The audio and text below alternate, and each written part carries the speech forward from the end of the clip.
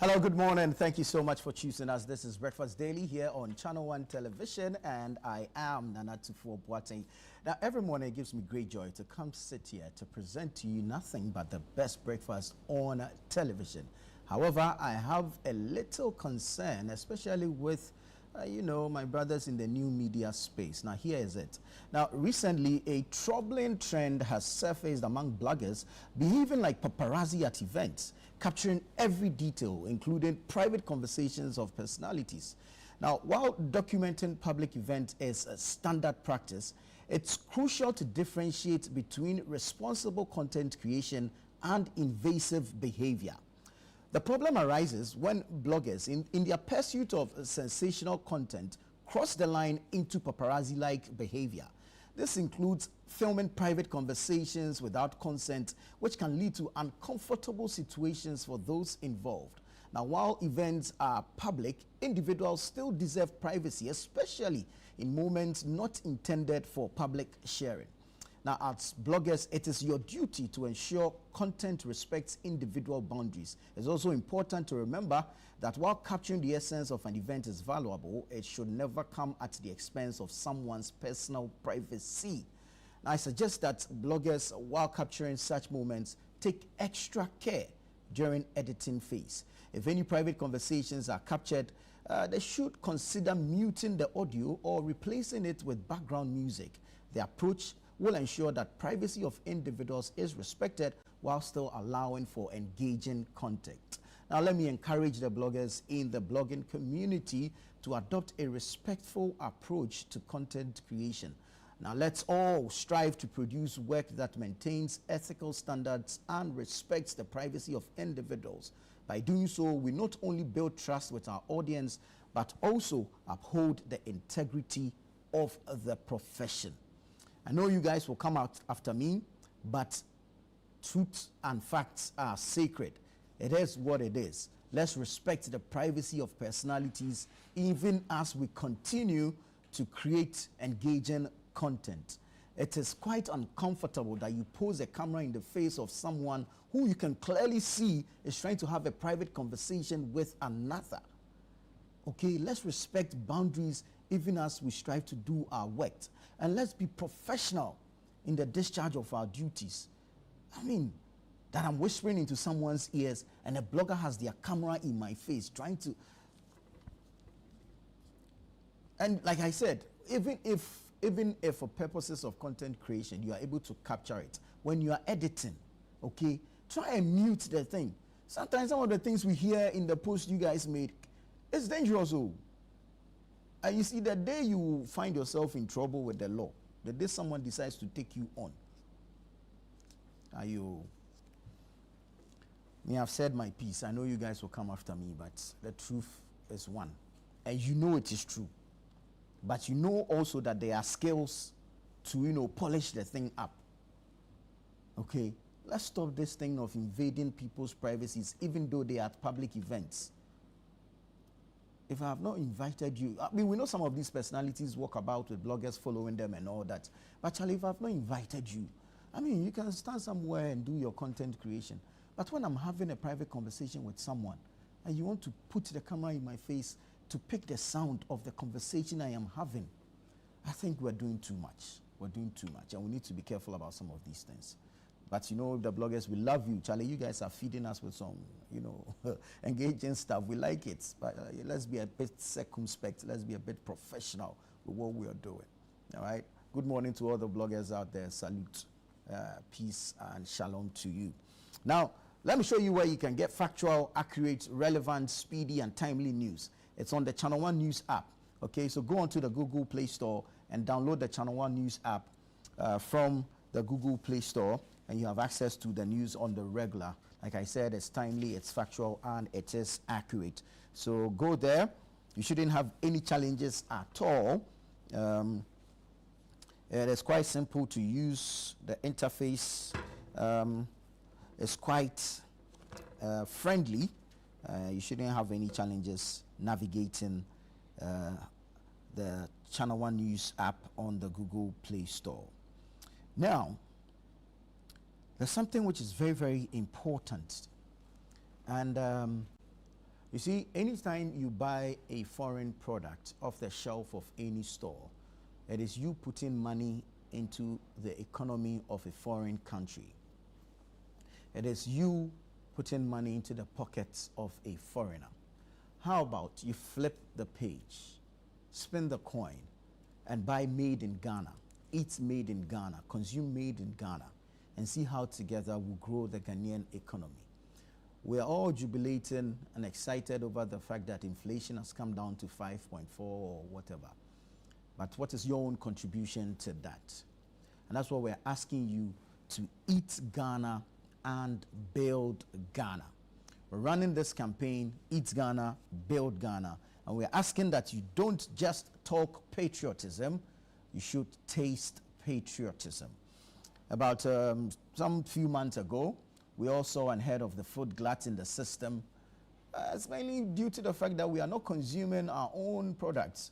And so there's no market for all the hard work that the farmers are doing. And this is threatening their livelihoods. Imagine a farmer who's taking a loan to cultivate hectares or even acres of land, and it's time to harvest and there's no ready market. The mills are not taking the harvested rice anymore to process because what they took in previous years, farmers have not been able to sell to repay. So it's difficult for them now. And that's why we've come to you with this campaign, asking that you eat Ghana and build Ghana. So it's simple. Eat Ghana, build Ghana. What you consume that is Ghanaian will grow the Ghanaian economy. What you buy from a Ghanaian farmer will improve the livelihood of a Ghanaian farmer. So don't just talk patriotism, taste it.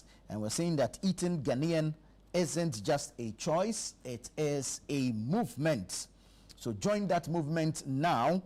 Eat Ghana and build Ghana.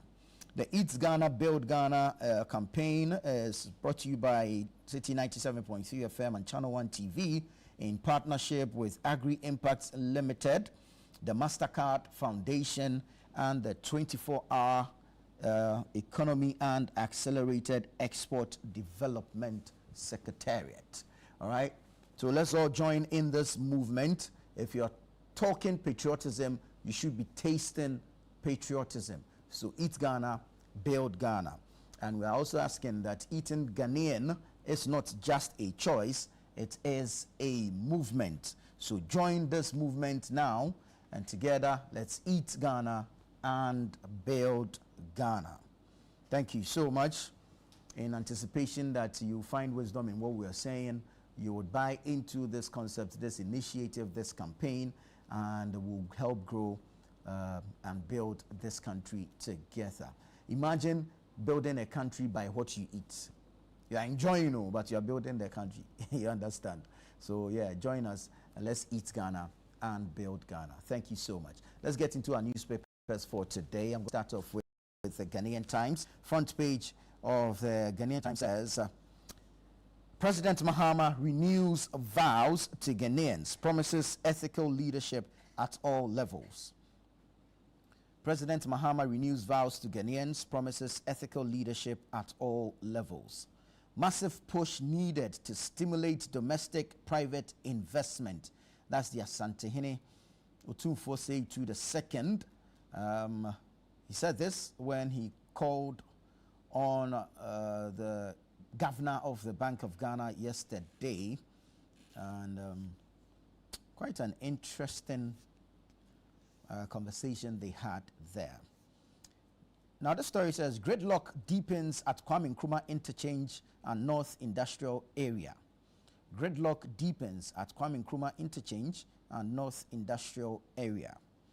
And then you have public reactions to Constitution Day and the Mahama 1 year. So John Dramani Mahama is 1 year in office, same day as the Constitution Day, and per the directive issued last year, it's fallen on a working day, so the holiday has been shifted to Friday. Okay. So on page 12 of the Ghanaian Times, you get some public reactions to the Constitution Day, as well as John Dramani Mahama's 1 year in office. Let me jump to the back page of the Ghanaian Times real quick. And the NCCE is here urging Ghanaians to engage in constitution review process. Engage in constitution review process. NCCE urges Ghanaians. And then you have consolidate gains so far. Arise Ghana tells president. Consolidate gains so far. Arise Ghana tells president.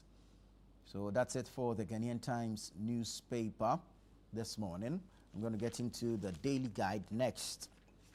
Daily Guide is heavy on the politics, especially the run-up to the presidential primaries of the New Patriotic Party, NPP, on January 31. First story here says, Ken is the leader Ghana wants. That's according to Na Toshi. Ken is the leader Ghana wants, according to Na Toshi, former administrator of the District Assembly's Common Fund.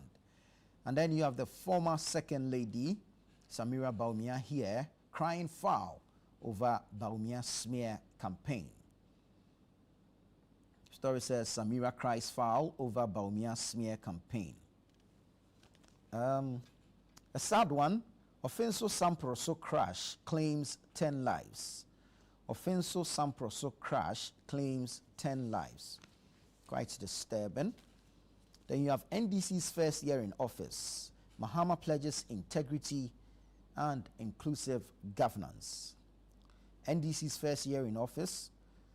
Mahama pledges integrity and inclusive governance. Then 60 ministers' promise cost NDC supporters jobs.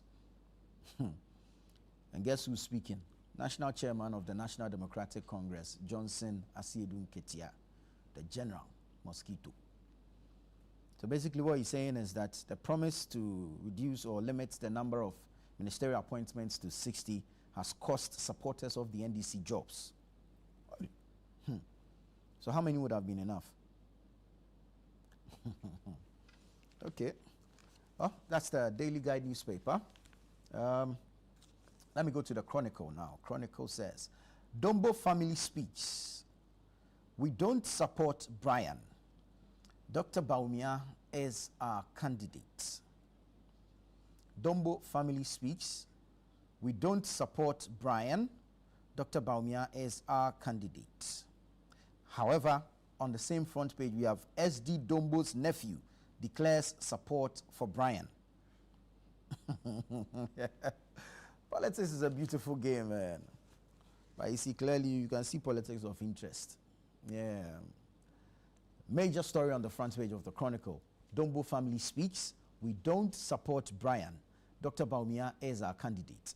Then beneath that, you have SD Dombo's nephew declares support for Brian.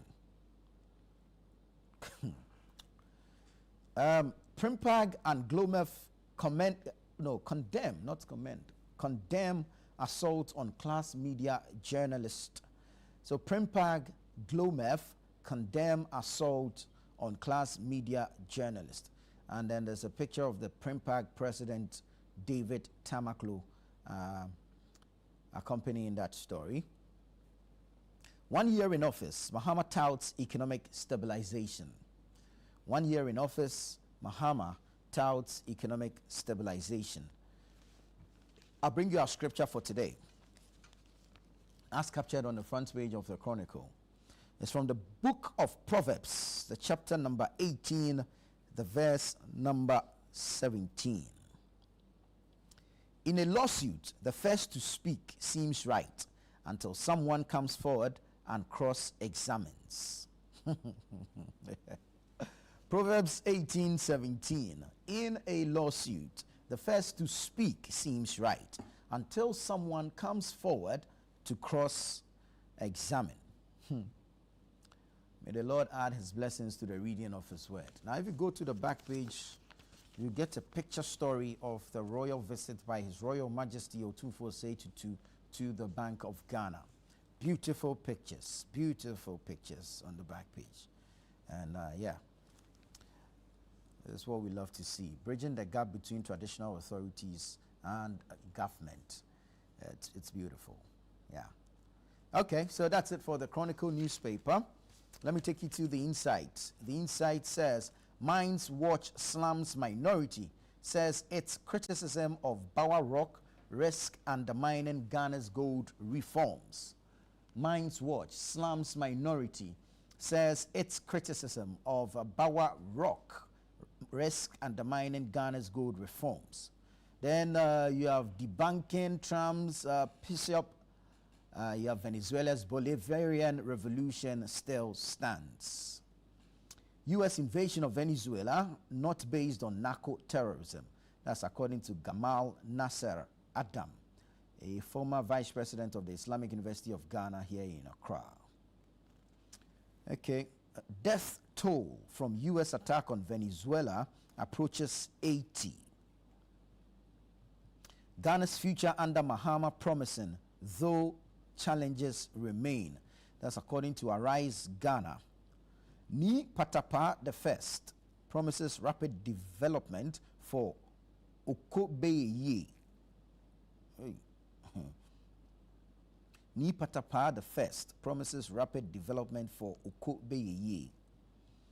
And then we have Lands Ministry Communications boss fets underprivileged children in show of exceptional patriotism. So Lands Ministry Communications boss fets underprivileged children in show of exceptional patriotism. So that's the Insight newspaper for today. And I'm going to go online and bring you some stories from our various web portals. Let's start off with channel1newsonline.com. channel1newsonline.com. H. Kwesi Prempeh says, capping ministers unburdens presidents in appointments.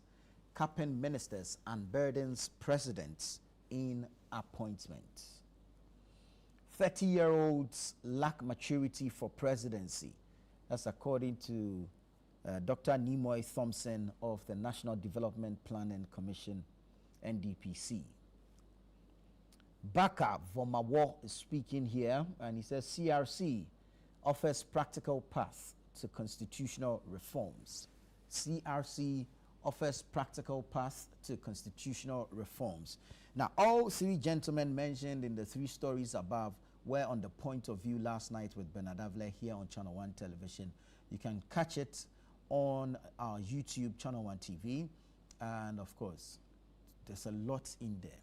There's a lot in that particular show. So go and check it out on Channel 1 TV on YouTube. There's a repeat broadcast later today as well on regular television. All right, let's bring you some other stories. Akufo-Addo's ministerial appointments, worst ever. Akufo-Addo's ministerial appointments, worst ever. That's according to Ayiko Eotu, a former Attorney General under the SWAL John Agyekum Kufuor administration. He says Akufo-Addo's ministerial appointments was the worst ever. Gold for reserves policy, maximizing Ghana's mineral wealth. That's according to the Member of Parliament for Ekumfi.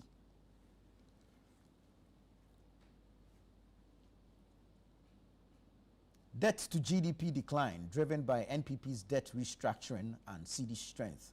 Okay, that's Tia Kabiru speaking there. 2 tricycle operators shot dead in Boko. 2 tricycle operators shot dead in Boko. 11 arrested in Tuba for cyber fraud. That's according to the Ghana Immigration Service, GIS. 11 arrested in Tuba for cyber fraud. Ayawasu East by-election, we are preparing to field a candidate. That's the General Secretary of the New Patriotic Party, NPP, Justin Kodua Frimpong, speaking there. Now, drivers reject calls to reduce fares despite fuel price cuts. Drivers reject calls to reduce fares despite fuel price cuts. Ishmael Yamson is here, and he says we must shift from Gaggisberg economy to export competitiveness. We must shift from Gaggisberg economy to export competitiveness. Then we have the Tunfor speaking, quite a profound statement. When CD wobbles, even tsunami is less distracting. That's according to the Asantehene Otumfuo Osei-Tutu II.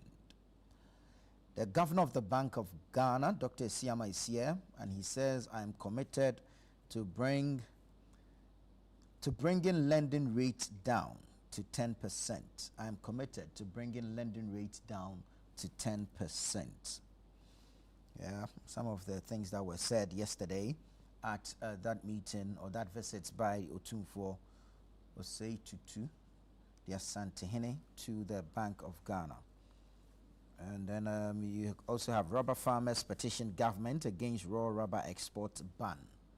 Rubber farmers petition government against raw rubber export ban. Now let me take you to citynewsroom.com, citynewsroom.com. I'll bring you some stories from there as well. What's happening on citynewsroom.com? Oforiatta detained by ICE in U.S. As the United States Immigration and Customs Enforcement, we understand, have detained Ghana's former finance minister, Ken Oforiatta, in the U.S. Okay. Inside the Virginia Detention Center holding Oforiatta. Hey, looks like the place be cool. Inside the Virginia Detention Center holding Oforiatta. From plantain to tomatoes, how food prices drove Ghana's 12-month inflation decline. From plantain to tomatoes, how food prices drove Ghana's 12-month inflation decline. Savlugu-bound bus intercepted with over 1,000 rounds of ammunition. Hey. So we won't stop this thing. Savlugu-bound bus intercepted with over 1,000 rounds of ammunition.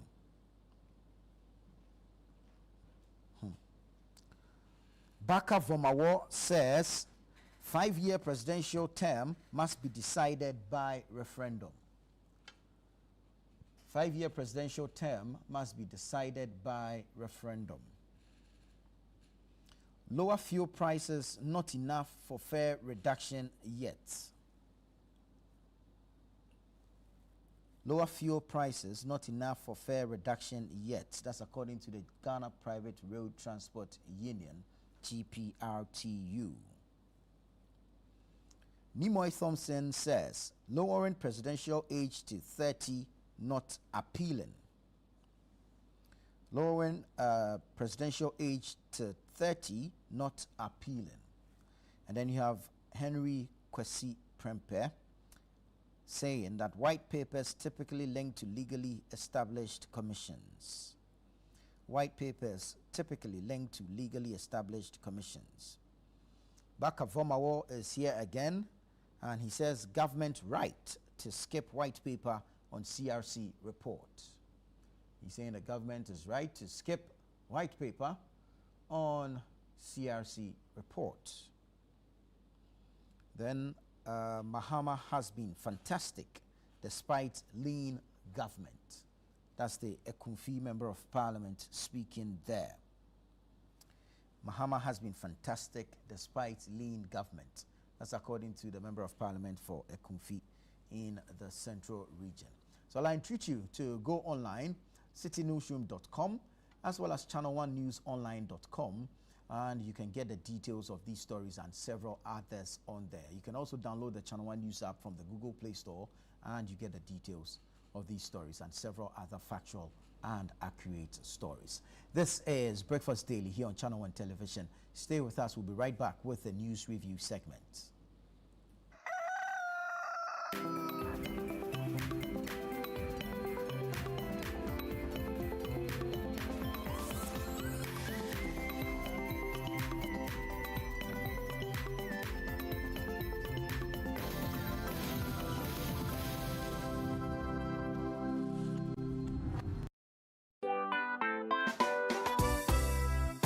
The Sweet Rose Secondary School's Wesco Alumni Association invites all alumni to its annual all-year groups Thanksgiving and Remembrance service. There will be remembrance of the departed PCAs and also the launch of the 67th Speech and Prize Giving Day. The date, Sunday the 18th of January 2026. Time, it's 2 p.m. Venue, Cedar Mountain Assemblies of God Church, East Legon. Contact your year group president and register your attendance now. Semper Cum Optimus, always with the best.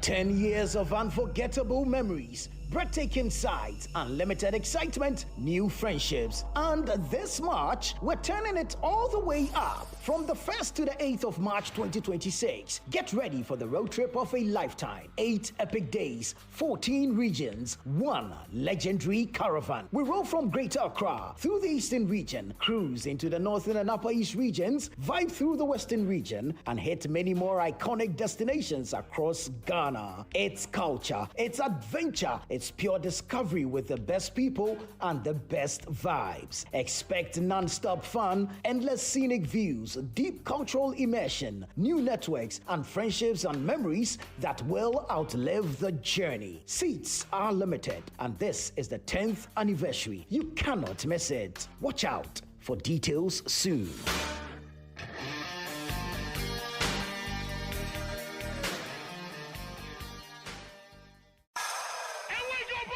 Let's get into the world of sports like never before. You know how we do it on Fridays. Join us every Friday at 7 p.m. on 97.3 City FM for Sports Panorama, your ultimate destination for all things sports. One of the biggest scandals in this country's history. You can't spend 250 million USD and come out with that. From the thrill of association football to the excitement of basketball, tennis, athletics, and even emerging sports, we cover it all. Whether it's the Premier League or the latest NBA showdown, we bring you the stories behind the stars. Getting an opportunity to become a national team coach, you should understand the politics around football. And don't miss the prayer of the rabbi. Joe was Zebal. How Zebal there? Zebal won Chaboke Walako. We're not just about the games, we're about the community. If you are going to be given this kind of treatment, then you need to be that guy. When I look at him play, he is not it. Or when it's time for Don't Call Me. Join the conversation as we connect with fans across the country and beyond. Watch the latest updates, send us your thoughts, and we'll feature your comments live on air. And remember, we like to hear your predictions for matches and your thoughts in general. Think you know who's going to win? Let us know. Big shout outs to my YouTube people. Tune in every Friday at 7 p.m. only on 97.3 City FM. Sports Panorama, where sports come alive.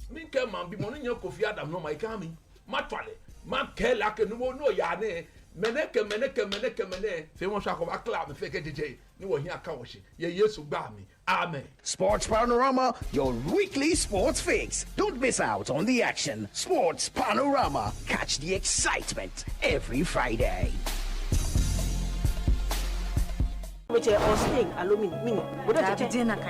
Abstain. Why abstain? I have been seeing through your shenanigans all night. I thought I told you that I didn't want to see that girl in this house again. A mixed bag of emotions and incidents, Ghanaian family and intergenerational drama. Some not so good.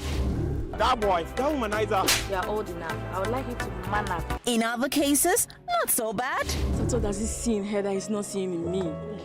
Look at me. Eugene and Anekia made a choice. You won't believe what Pam and Anekia have done to me. Watch out for So, a brand new series from GH Media Productions.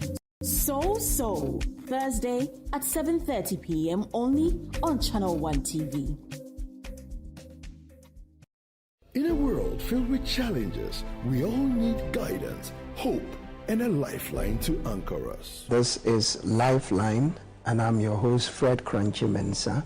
from social issues, relationship challenges, and family matters. Lifeline is here to inspire, uplift, and guide you on your journey. Where we give you support, where we hold your hand through the valley and through the thick and thins of life. Join Bishop Fred Crunchy Mensah. I welcome you especially to Lifeline.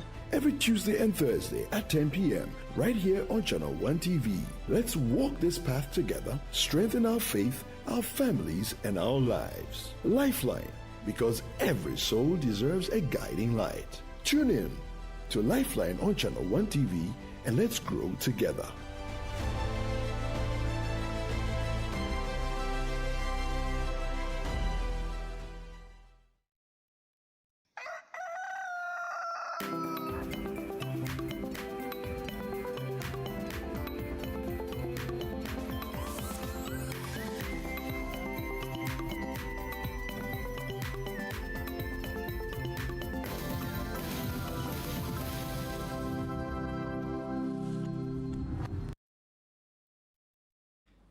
This is Breakfast Daily here on Channel 1 Television, and we are absolutely grateful to you that you're able to spend time with us this morning. I am Nana Boateng. It's time for the news review segment where we get into the topical issues dominating the media space. We bring you the right guests and ask them the relevant questions to bring different perspectives, varying opinions to the various issues. We also invite you to join the conversation, and you can do so via WhatsApp. Numbers on your screens. You can join us on socials. We're very, very interactive there. We're streaming live on YouTube and on Facebook. And you can join the conversation on X. Don't forget the hashtag Breakfast Daily. You can mention my handle at Nana24B. And then you can also join the conversations on Instagram. You can enjoy some exclusive video content from Channel 1 TV on TikTok as well. All right, this morning, Elvis Dako is here in the studio. He's the editor of the News Center newspaper, newscenter.com. Elvis, good morning. It's good to have you. Morning. Yeah, we have a number of interesting stories to look at this morning, so we're going to take them one after the other. So I'm going to look at the president's 1 year in office. Yesterday, a beautiful interdenominational Thanksgiving service was held at the presidency, that's the Jubilee House, and the president spoke, and he says the NDC government has laid a sustainable foundation for progress. A day before, when he spoke at the 2026 annual New Year's school at the University of Ghana, Legon, he said that he wants to take Ghana's development to a level that will be irreversible by any successive government. So, Elvis, John Dramani Mahama, yesterday was his, 1 year in office. We'll look at quick thoughts of his 1 year administration of this government. What stood out for you, what could be improved, and what you make of him saying that he's laid a sustainable foundation for Ghana's progress. No, I think the 1 year in office is a good start. I think that probably in the Fourth Republic, he has the best start as a first year in government. Because I think the governors yesterday, inflation at 5.4 is the lowest since 2002. Since 2002 is the lowest. And you look at the economic indicators. So for me, I think the first year generally has been positive in terms of the economic outlook for the country. And I've always held the view that everything about life is about economy, because everything will boil down, bottom line will be money. So if you are able to handle the issues of the economy, then it can benefit all other sectors of society. So for me, economically, it's been good. In terms of his discipline, how he wants his appointees to behave, his warnings to appointees, and some of the actions he has taken against some of the appointees that issues have come up with. I think it has been swift, and it's also a good sign that he doesn't want to tolerate people who will come and destroy his second term. For the first year, I think he's shown that commitment to do that.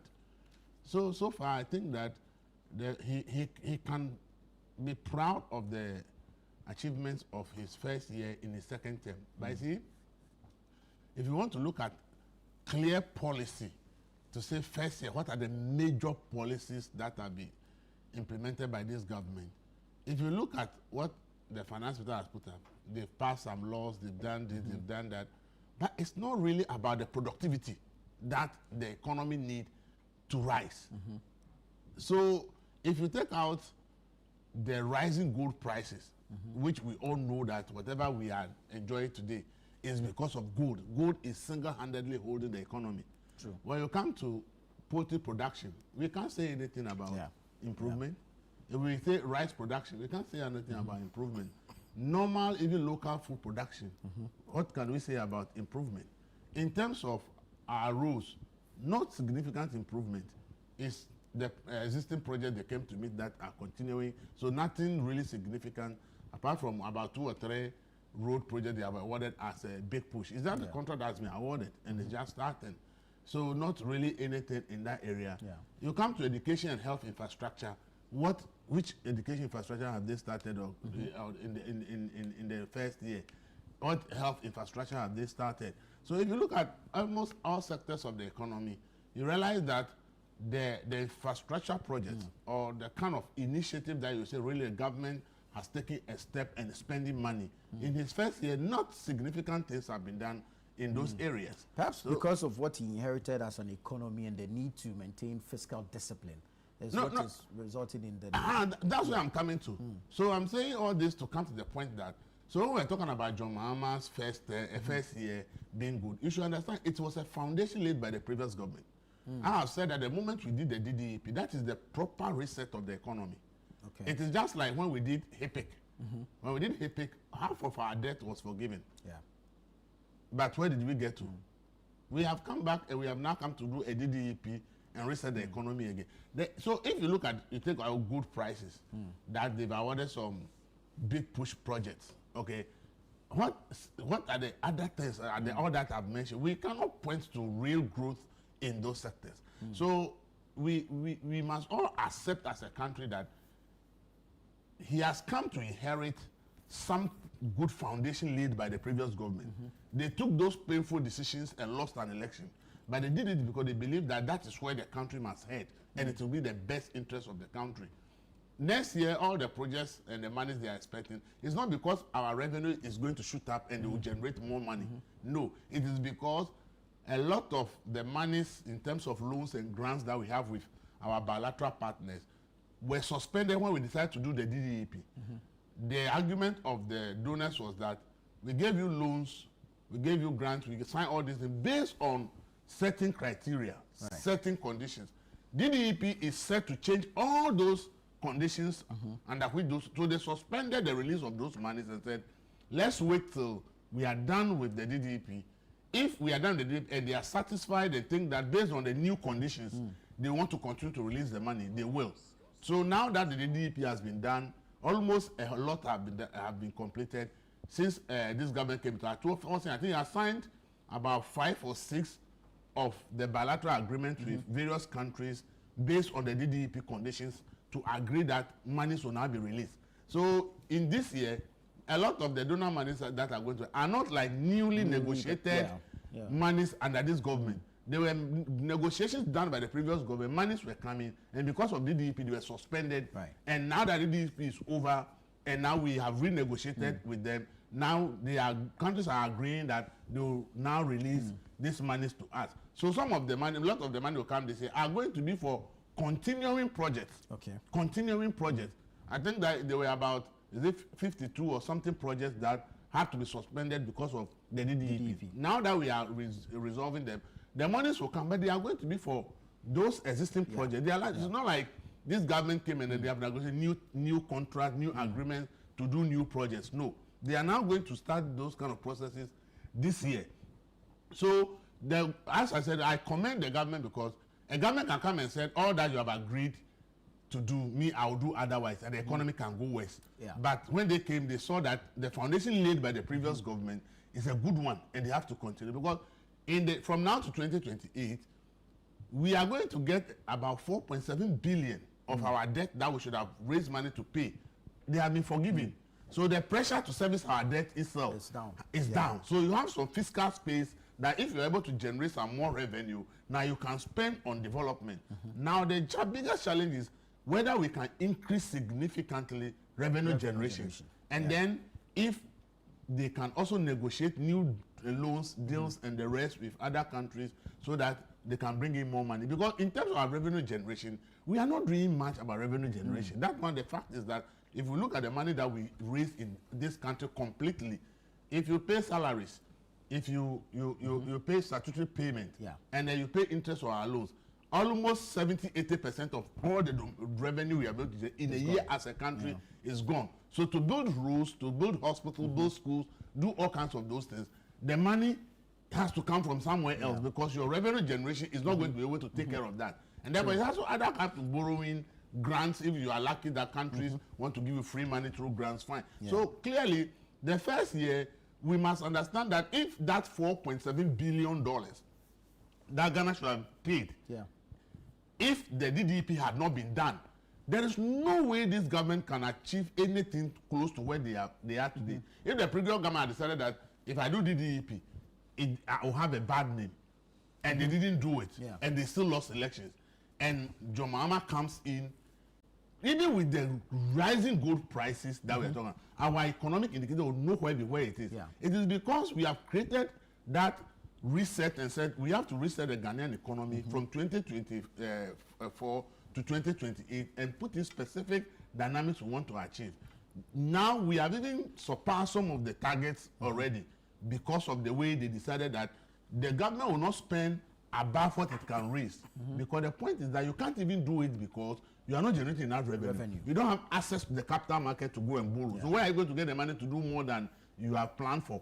Your donor partners that have also spent is now that you are now initialing the final agreements for them to start releasing money. So in actual fact, we don't have the fiscal space to spend immediately. And therefore, there was no way they were going to do new things. So the fact that they decided to stick to what the previous government has set up, and they realized that following through and getting these indicators is good. But see, I've always said that the difference between growth on paper and real growth. Real growth is when rice production maybe has been reduced by 20 or 30%, when poultry import has been reduced by 20 or 30%, when normal food import, fish and all the kind of things you need, when you realize that you are doing real growth, that is where employment comes in. The biggest problem we are facing in the country now is unemployment. Now that they have this good paper growth on paper, translating it into real growth is the next step. And that is what starts from this year.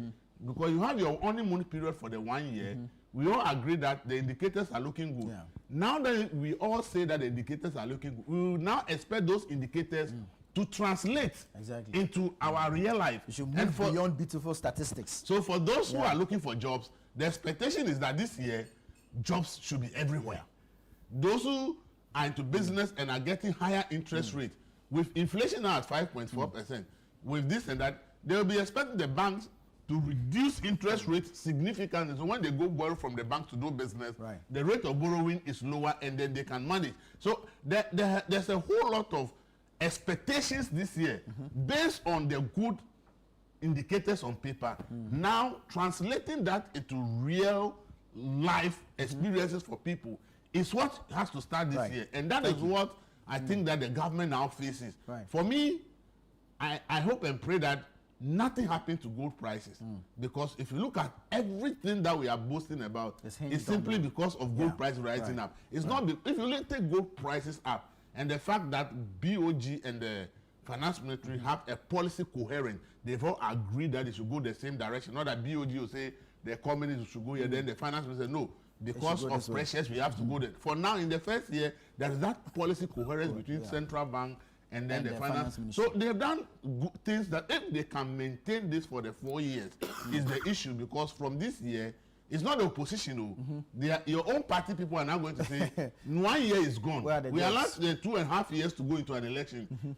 Everybody's expectation now is going to build on the government and say now that he's giving, even with all these good indicators, you have no excuse to give us any further excuse. We want to see the benefit. Right. So nobody can take the credit from John Mahama's government, because if he had come and things had gone worse, we would have blamed him. Exactly. So if he had come and continued what the previous government started and things are looking good, we have to give him the credit. Because tomorrow there's something that is not good, we will blame him. So he will take he has to take the credit for that. Right. But as I said, there were also negatives. Removing the Chief Justice was a negative to him.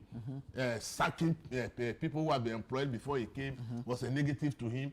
There are many other things that he has also done in the first year that are also negative to him. But overall, he has a positive first term. And as I said, maybe in the Fourth Republic, we want to really do analysis. We may say he has one of the best first year in office as president, right. Which if he's able to maintain it for the 4 years, he will leave a very good record. But the challenge now starts from this year. So for me, honeymoon period are good and everybody enjoys. This government and everybody should now expect that from now on, we all know what gold prices have done. But what about the houses employed? What about business who wants the interest rates to come down?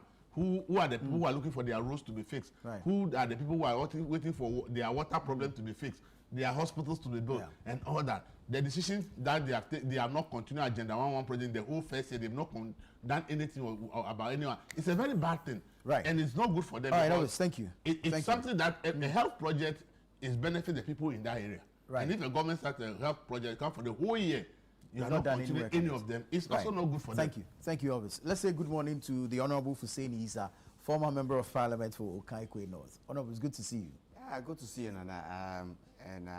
Should I say Happy New Year to you? Happy New Year to you too. Happy New Year to Elvis as well, and as well to your viewers. Indeed, we thank God for yet another year. Amen. We're grateful that we are still alive and kicking, and we pray that we have a more productive 2026. Very well, very well. John Dramani Mahama's administration, 1 year on, your takeaways? I think Elvis has laid a very good foundation for the discussion. There are pluses and minuses, as with every government. And it's not the first time we're having a new party take over the reins of governance in this country. We've seen what have transpired in the first year of President Kufuor, first year of Atta Mills, first year of Nana Akufo-Addo, first year, and then now we're discussing the first year of John Mahama. So we have some basis to compare as to what transpires typically in the first year, and the goodwill is typically there, because is this a party that a little over 12 months ago, people went to the polls and gave them an overwhelming mandate to rule this country, and that we all saw what transpired. And so to whom much is given, a lot more is expected. So we did have a lot of expectations of this government. Like people say, well, everything probably hinges on the economy. But beyond the economy, there are also things that Elvis mentioned. What happened for the first time in our governance system, where one arm of government is able to kick out the head of another arm of government. For me, that is still scandalous, and I'm still trying to understand how that happened and what that actually the precedence sets. And going forward, is it going to be the case that every new government that comes in will have to do some house cleaning? In the NDC, and in the case of the NDC, it is even more pronounced, because it's something they told us actually whilst they were in opposition, that if they ever get to come into government, these were the things they were going to do. They were going to get rid of the Chief Justice. So it was premeditated, and they have carried it through. There were other promises. Acting on petitions brought to him by Ghanaians. You see, you can act on a petition brought to you, but when you yourself and your party have said that in opposition, and then you come in and you carry out that particular act, it's for me, it's premeditated. It's something you have decided, and whatever petitions came in or did not come in, I mean, these are operational things that could be sorted. I'm still getting my head around it. There are significant people that they have promised us that they're going to get rid of. And we're in a new year. We already hear that there's a petition against some electoral commissioners at the Electoral Commission and all of that. Let's see how it pans out. But for me, those are dents in our governance structures that I wish it didn't happen. Because I still maintain that, look, if you look at the reasons for which the Chief Justice was kicked out, it really is not tenable for me personally. I think that if you subject the heads of the other arms of government to that same litmus test, you probably would not have them in office. And these are things that we should watch. It is not just what happens today, but posterity going forward. Is it a case that my party today in opposition are also going to go out there and state that if we ever win power, we are going to do 1, 2, 3. We come into government and we carry it out. It is scary, and it's something that we should watch. And the precedent has been laid, and if we should continue that way, I don't think that the democracy that we want to actually build in this country can go on. The other thing I want to touch on quickly is the economy, and everybody talks about the economy. There's a quote which is attributed to Professor Bob Quinn of the University of Ghana. Okay. He says that if all that it takes to manage an economy is to produce gold illegally, destroy the environment, and keep pumping the process to show stability in the city, then it does not make sense. And that's exactly what we've been saying. I mean, that is your summary of the economy. I mean, for want of a better example, if you take the Gold Board initiative out, which is the transformation of PMMC into a gold board which has now monopoly in dealing in small scale or artisanal mining and proceeds of gold. I mean, there is nothing new about this government. We have not seen anything new. I always went on to say the real sectors of the economy. For me, I recollect vividly, the NDC were very, very strong on some indicators. I mean, whenever you mentioned inflation, I mean, we had some challenges. If you look at the trend of inflation from where we started off in 2017, where we got in 2023, where we got up in December of 2022, the highest, 54%. And from that point, it started coming down. We are taking very, very far-reaching decisions, and decisions that had far-reaching consequences for our economy. Yeah. Specifically, the domestic debt exchange program. We knew its implications. We knew, but it's akin to having malaria, and rather than you taking some amodiaquine or something to cure it, you keep taking paracetamol to just reduce the fever and manage it. For once, we had a government who actually held the bull by the horns and took those far-reaching decisions. I mean, that did not inure to our electoral fortunes, but we had to do it at a point, and we did that. And today, our economy is benefiting. This whole Gold Board initiative, I mean, the reserves we built. And I keep saying that, look, if at the time we came into government in 2017, we had the luxury of having 30 tons of gold in our reserves, then probably decision-making processes would have been different. Okay. Would have been different. We probably would have also pushed on some excess monies or try to manage the currency much better, like we're saying today. You see, but the NDC has a benefit. You agree it's being managed better? Of course, where the rate is, I mean, yes. But I'm saying that if we also had the luxury of having that extent of reserves in 2017, we probably would have done same or even better in managing the currency. But unfortunately, we did not have that luxury. We have built it, and thankfully, the NDC is building upon it. Look, if the market conditions get better, it gets better for all of us. If Ghana moves on, we all enjoy, and that is something we are. But that's like Professor Bokpen is saying. If all it takes is to keep destroying our environment, getting artisanal gold, and selling it off to save or to manage our currency, if that's all it takes, then we have to be careful. From where I sit, I would expect that beyond the exchange rate, we're looking at, and the NDC were very good at that when they were in opposition. Look at poverty reduction. Look at the closing of the gap of inequality. And of course, employment. Employment means the topical thing. Coming into the studio, I just talked that I should look at what the NDC promised when it came to job creation in their manifesto. They mentioned policies like 24-hour economy, which is yet to take off for me. They will tell you that if you go to some public institutions, it is working, the passport office and all of that. How many Ghanaians have passports? Or how many Ghanaians actually have needs for passports? I mean, we want things that generally are felt by majority of Ghanaians. It's not about passports. Passport is, especially in this day and age when we have a national identification card. When we didn't have a national identification card, the passport was an instrument for identification. But no, this time it's no. It's no. You actually need your ID card to be able to acquire a passport. How many Ghanaians have passports? Look at that.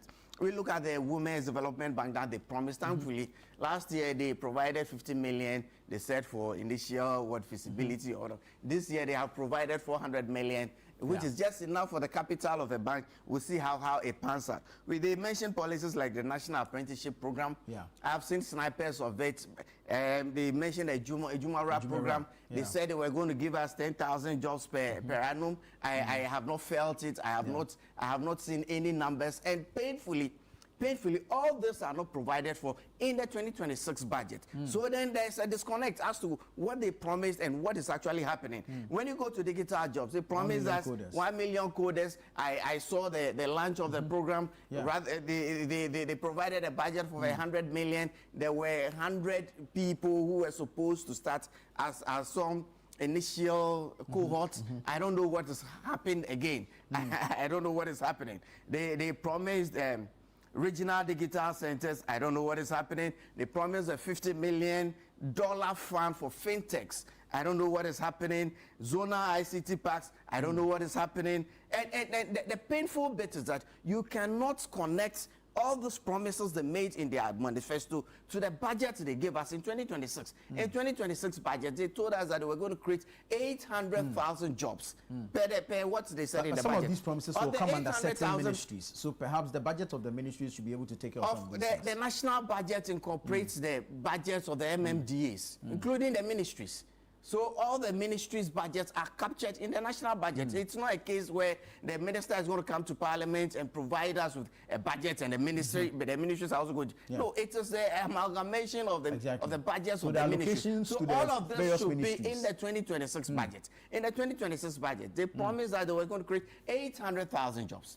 Of the 800,000 jobs, 490,000 are going to be as a result of the big push that they have said that they are providing $10 billion. I'm not too sure how much of that is even available for the big push project. They have now started specializing in ongoing projects being adopted into the big push. No problem. Projects will have to be, completed. Governance is continual. If we are doing a project that we did not finish and they want to, in fact, it's not a case of they be wanting. They should actually continue. But they actually pushing it in their big push and claiming ownership. It's one thing that we'll talk about that down the line. That is for the big push. Of the 800,000 jobs, 490 are going to be as a result of projects that are going to happen within the big push, which is basically construction. Another 250,000 is going to be as a result of the oil palm development initiative that they are going to bring. So that alone is about 750,000. Another 20,000 of the jobs are going to be as a result of factories they intend to start.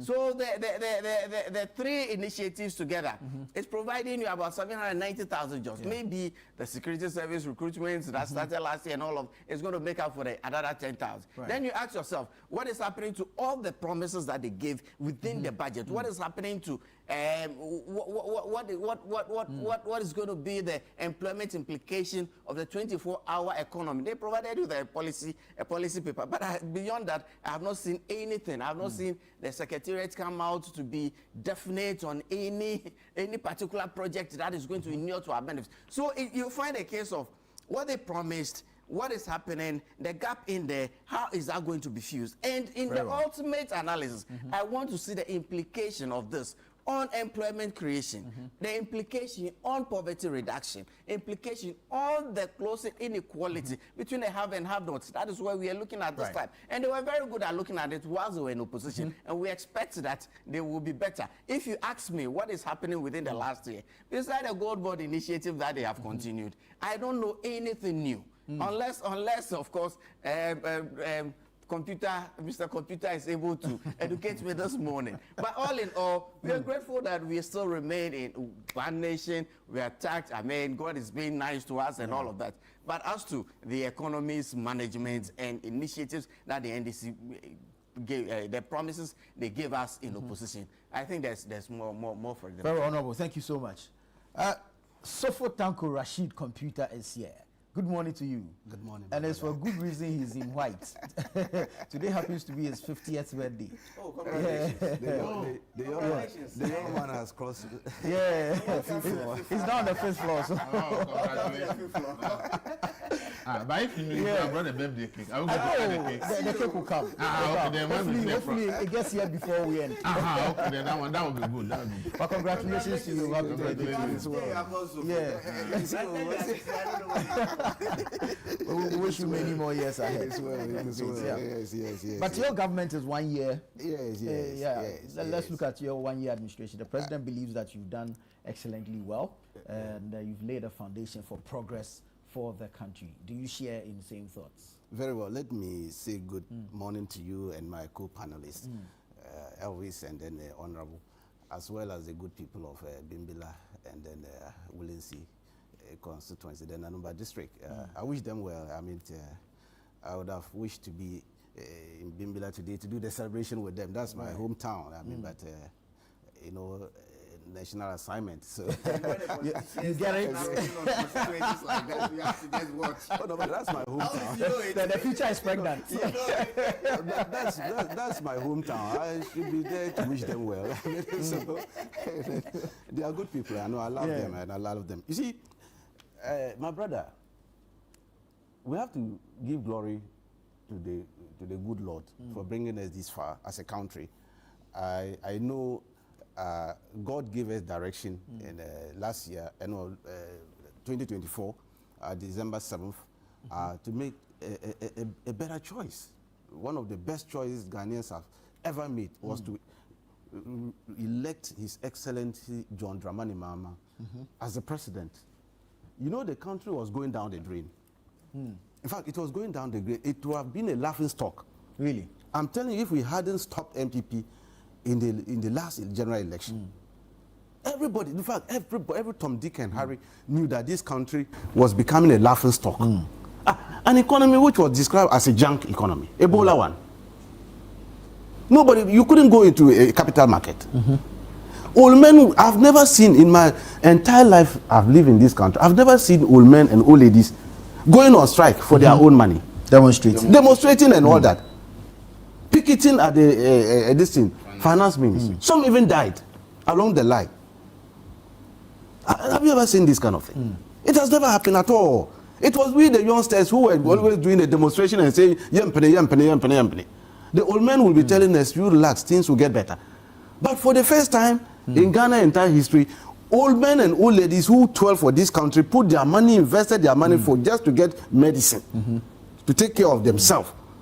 At their age, NPP government, I wouldn't want to use the word very wicked policies, made sure that they took their money and gave them a haircut. But they argue that they took the fall for you, and today you are benefiting of that decision. Look, we are getting there. That's what they did to them. Apart from that, His Excellency President Kufuor, I always take inspiration from the man. Although it's from MPP, he's a worthy brother. I always take inspiration from him. Do you know how he summarized Nana Akufo-Addo government? Mantiasi. Policies bebree no me rekola Mantiasi. He, the former president, sat down his own party, the party he led for 8 years in government, sat down his former foreign minister, as former attorney general, and the man policies, he couldn't even understand what kind of policies the man was running, how he was running the country. My brother, does it make sense to you? A country that was suffering, having difficulty in even employing its people to feed our own self was a problem. For somebody to use over $58 million to go and say, I'm building a cathedral, to go and say hallelujah, hallelujah. Does it make sense to you? This was the kind of policies they were running in this country. Go and see the hole The biggest hole they've ever seen in the world is in Accra. Just by Parliament, go there and see. Is it the biggest or the most expensive? Biggest and expensive. If I qualify, they know them. I know my opponents. I know something. What you say, they say you go and see it there. 58. Now, when the auditors went and look at it, it's even ballooned to about $90-something million. That's what we have been grappling. Why are we chasing the former finance minister? Is it not because of those things? Why are we doing this thing to ourselves? We stopped them. This man came in. He sat back. He has the benefit of the hindsight. He ruled this country before. Yeah. 8 years he was in opposition. Sat back and watched them closely. And also compared to what he was doing. Yeah. And said, this time when I come back, I will nip a lot of things in the bud. Things will not go the way it's going. Ghana doesn't deserve the way it's been run. Are you not surprised that for 1 year you've not seen any scandal in his government? Isn't that a plus?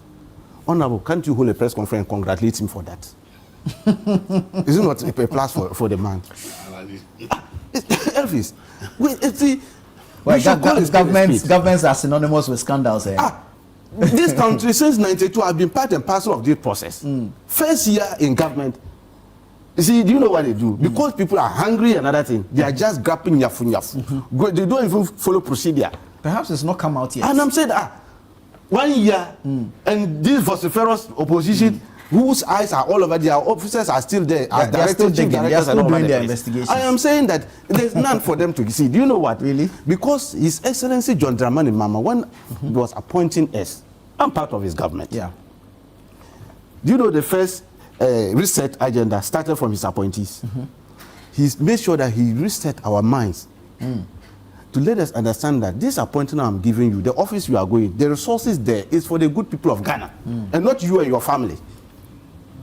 So our team who are monitoring and observing how you are going to spend the resources in your offices. Don't go there and do any careless by heart expenditure. Just because you think that procurement process is there, I can just go out and start procuring by heart. That is why we brought in this commitment authorization from Finance Ministry to stop reckless procurement. You don't just go and procure things because it's there. We have done that to achieve this fiscal policy that has helped the government. And you go to the agencies, department, ministry, people are not there procuring by heart. Like some people will procure things, go to the harbor and see. They are rotting off there. I have similar thing in my agency. When I procure laptops which are running on 4 gigabytes, Elvis, your phone, what gigabytes is running? And then somebody will go and procure laptops 4 gigabytes. What are you going to do? Is that not choice? He has gone through the process all right, but it's useless. He has wasted our resources and other thing. 4 gig. 4 gig laptop. You are here talking. That's God. They are the people here. That's serious. Honorable his people. That's the thing we are talking about. Some people forced me that they needed laptops. I told them I can't give you these things. What I've inherited, they are not good for people. They thought I was wicked. I gave them. They brought them back. They brought them back to me. Check your taste. That's for 4 gig. 4 gig. I'm telling you. They brought them back. Even some of your colleagues, who are my friends, I have protocol this and I can give. I gave them one. They thought I was a week. I said, you take it. They went. Within 3 days, they said, Master, take your thing back. We can't use it. That is what we are talking about. And these are the problems we are grappling with. This man came in, orientated our minds, and told us that, look, Ghanaians, this 57 point something they gave us, and gave MPP 38%. That 38%. This is 41.67. That's the executive director of elections. Of the National Democratic Congress. And he sits on a platform like this in the morning in 2026. And then he quotes 38%. Today is my birthday. I'm not too high. I'm not too hard on you. As of the 38, you are past. Now 41.67. We will get there. It's been established. And have some respect for your viewers this morning. We will get have there. some respect I say for your viewers this morning. Today is my whole birthday, so I'm not going to be hard on you. But the truth of that they've suffered same under you. He says 38, you have tried. From where? You see? Now, after he orientated our minds, every Tom, Dick, and Harry appointee in his office is up to the task. Right. Very careful with the resources and very careful with the procedure and processes. And that is why they have gone to sea to fish. They didn't get the fish they wanted. They now ran to desert, Sahara Desert, fishing over there. They went to Sahara, there's a fishing, they targeted gold board. When there is none, they say it's there. Now they are running helter-skelter and running away when they go and created their own stories and they are now being hit hard. But look at it. Let's come to it. Did they create their own stories? Oh, they created their own story. This Bauer thing they were talking of. Didn't they say it was a company which was just being incorporated in 2015, 2025? They were all over the place. Go to their timelines. They even held press conference, they were talking about it. That Sami Jemfi just brought a company. As soon as he was appointed, the company also was incorporated. No, the company was incorporated way back, 2012. All this while, been doing gold business under them, MPP. Why are they people like that? You see the kind of thing they are doing. Otherwise, John Dramani Mahama would have scored 100%. 100%, he would have scored 100% for this thing. Because of this kind of press conferences they'll go and be doing, they managed to take 0.5% from his score. That's what I'm saying. They managed to take 0.5%. Because initially they made Ghanaians to believe that Bauer company, or what they call Bauer Rock, was incorporated 2025. In fact, for that first week, every Ghanaian believed it. Until we came out with those things and gave out the documents and published it, and then the Sami Jemfi brought their incorporation and all that. Then they went to silence. You're referring to the sole aggregator. I'm saying that the only person who has what it takes saying that you to people go to the ASN sector and buy all the artisanal gold. Is that what you're referring to? In 2025. Honorable, you see, you people should stop doing this to Ghanaians. No. And I'm telling them that MPP. You see, I'm on board. I'm a birthday boy, so allow me. So we have done marvelously well for the 1 year. They must congratulate us. We have managed to keep our expenditure in check. And we have also managed to bring down inflation. As we speak now, it's 5.5. I have said that yesterday, as of yesterday. Yeah. Honorable, are you not happy? Your pocket is happy. Your home is happy. I'm sure your wife and children, they are not worrying you these days because you have enough food, plenty of food in the house. Your vehicle, you can drive all over the place because pumps are coming down. As of yesterday, it was still reducing. Are you people not happy? The dollar to the city is now 10.7. Are you not happy? You people gave us 53 point something inflation rate. You remember that? They sent us all the way to 50, these people, and say it was what? COVID and then what and what? Russia. Today, Venezuela. America has gone to arrest Venezuela president. These people, if they were to be an MPP, they would have brought Venezuela tax. I'm telling you, they would have brought Venezuela tax. It's not realistic. Didn't we pay for COVID? We did. Was it not COVID, Levy? We did. Was it the only country that COVID hit in the world? Which country had COVID levy? It was not in Ghana. And they brought us this and they say because in Ukraine, bombs were being thrown all over the place. So because of that, we must pay additional taxes. We did. Today, how do they call them? Venezuela is one of the topmost producers of oil, is that not? Yeah. And they've arrested their president. There's a turmoil there. Have we increased prices of rice? But have we brought you put one CD on? No, I'm saying that one CD is different from the percentage rate that these people brought us. The world market oil price didn't go up because I am saying that. But I'm saying that world market price goes up. Translate here. Yeah. They did go under them when bombs were being thrown. Still, Ukraine bombs are being landed there day in day out. Have we increased anything because of that? That tells you how prudent we are in terms of managing the economy. Look, there is a correlation between the fiscal and monetary policy. If that correlation is not there, you are going to suffer it.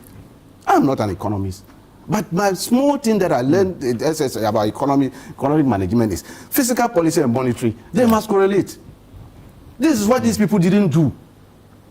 And they were just reckless in their expenditure and gave us some elephantine government, a government that rose to 126 ministers. What kind of thing is that? This small country. So, Honorable, sit down and learn good governance. That's why we say we want to orientate you people how governance is run. And that's why I'm saying that you people go back and reorganize your party proper. Do proper orientation and resetting of your party before you think of coming back to power. Because Ghanaians are seriously annoyed with you people. You don't think they would have been done with that by 2028? How can they be done by that? This is all what happened to them at Akotia. The anger of Ghanaians are so high. That's why they gave it to them like that. Their own seat. They punish them over there. And any election, anytime soon, they shouldn't contest it. Ayawaso East. They shouldn't just come. Why? Do you know that they got 9,000 in the last election? NDC was over 22,000.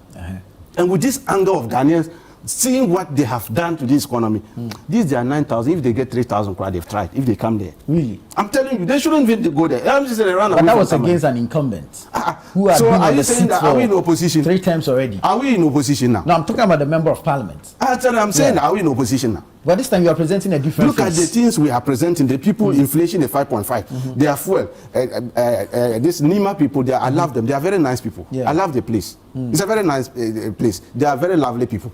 The people go there, they see Nima market. Flooded with foodstuffs and everything. The people are so happy. We have if it's flooded, are they able to buy? Go there and see. Didn't you see the Christmas Day? Accra, didn't you see fire service had to send water to be pumping on people? Big one crowd. We have never seen that in the market. All the last 4 years of MPP, the markets were all empty. Nobody was going to Accra market to do any business. But this one, you saw it. Play the thing for them. Didn't you see fire service was pumping water on people? Yeah, there was congestion. Congestion. Yeah, serious congestion. When prices were have you not seen a big crowd? Which is typical of the Christmas period. When have you not seen a big crowd in a CBD during Christmas? You see fire service pumping water on people and spraying on them so that to cool them down because there was crowd. This is what governance is all about. We have brought, look, Mecca. Mecca. Yeah, now Hajj. look at the Hajj. Look at the prices. We are making sure that our religious brothers, it makes it easier for them to travel to Hajj. We have brought down the prices. These people send it to somewhere. You needed almost 100,000 Ghana cedis to go to Mecca. Why are you so wicked to people like that, religious people, MPP? But you've increased utility tariffs. Which one are you talking about? This is what you call that one increase. This is minute. If you have done this and you have brought all the indices down, and then you go and increase this minute thing for the people, just to make sure that there's a flow. Have you forgotten of the energy? I see you have opened a lot of Pandora box for these people. And because of my birthday, I don't want to hit them. You see, MPP for them, Elvis, you people should help us so that they will be in opposition for a very long time. So that we use it to discount. Is that your birthday gift? You see, he is not an MPP. Why, Elvis, are you on the WhatsApp group? Elvis is a media man. He's a media man. I'm not on the WhatsApp group. I'm just checking. Oh, no, you're on it. No, you are not on it. You are running away. Okay. Just checking. So these are the things we are talking of. Ejumawura, you are talking of 1 million coders. It falls under my ministry. We started with 290 people as pilot when we launched it. As we speak now, on the database of it, we have almost 150,000 people who have logged it. We have all ages who are going to do it, from 18 all the way to even 70-year people who want to avail themselves. You mean they have registered? They've registered. The training hasn't started. We have brought in 20,000 laptops, high-speed laptops for the training. Not the 4 gig ones. No, 4 gig ones. These people were just, I don't know what kind of digitization they were doing. How can you bring 4 gig and say you are doing digitization? You even call your man the man of digitization. 4 gig. How can 4 gig do digitization? These are the kind of people we are talking about. We brought 20,000 laptops. It's in. Do you know that all the CIC, we call them community information centers? I'm sure, Honorable, you might have one in your constituency, those days. The ICT centers. These people ran them down. When I came and took over office as the GFX CEO, I went around to inspect. My brother, I nearly cried. Ran down completely. Some of the computers and other things, they use racks to cover them dusty.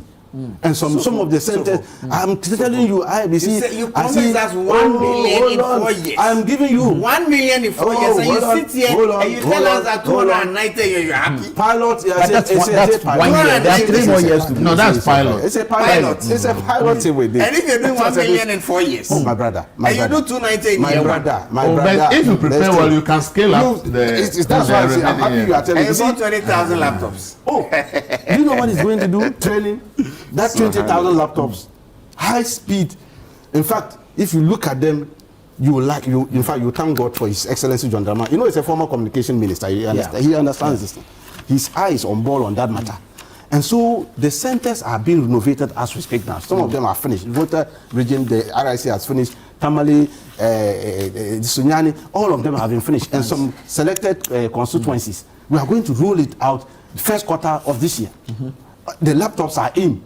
And you will see, we are going to train your people so that they will understand digitalization proper and get to know that this is proper digitalization, not the 4 gig RAM thing that you brought and ran down the centers. So we are doing something about it. Right. The 800,000 jobs we promised, you saw it, it was in the budget rate. Didn't you see it? The finance minister mentioned it. Oh, you were late. I've spoken about it. I heard you talking about it. Yeah. And I'm saying that we are going to create jobs for the Ghanaian youth. This is the time for them. You remember the president at his New Year's school, he mentioned that we don't have future leaders, we have leaders now. No, we are not going to train and say we are training future leaders. We are training them for now. They should take over the reins of government. The governance is for them. We are not going to be like UP and create NAPCO. NAPCO 2 years, you pack them off. And then pack them to Accra, the Independence Square. And they were clapping, and then I don't know that they were just going to fool them. Yes, I got Ejumera. Ejumera is not like NAPCO. Ejumera is to train you. And Ejumera, they promised 10,000 a year. And give you working tools. Do you get that? And you go and create your own and start your own business. How many have you done so That's what we are talking about. How many have you done so NAPCO, so for how many jobs did you do in 2025? My brother, the thing is, you have voted us for 8 years. No, you were specific. Even going to be 10 you years. Were specific. Why are you going to be 10 years? Because of the extensions. You were specific. No, you were specific in your manifesto. You said 10,000 a year. 10,000 a year.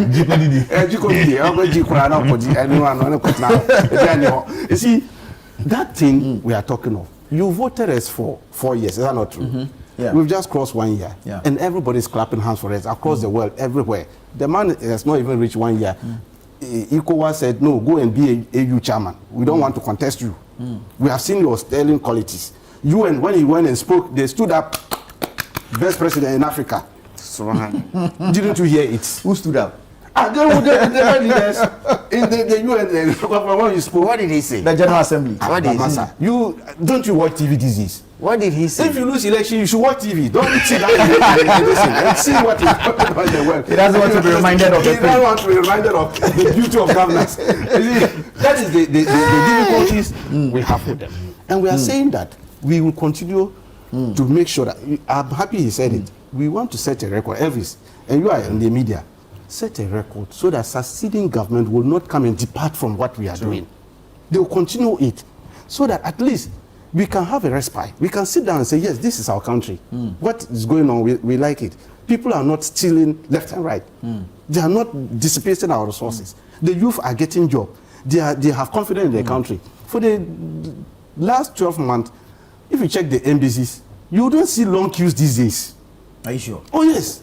I always pass through American embassies when I'm going to my office. Those days, it could be some this thing, long, winding, snake-like queue. Everybody wants to run away from this country. These days, you don't see it there. It's like something is happening in Ghana. Let's stay back and assess the process. Yes, we know we have inherited a lot of difficulties, but I can assure Ghanaians that, look, honorable, your people should help us to reset. Our problem is the reset agenda, resetting our own minds.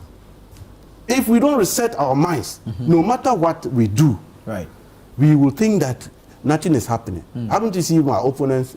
They are saying that nothing is happening. Meanwhile, they are the first to go to the pumps and fill their tank and go around and do press conference upon press conferences.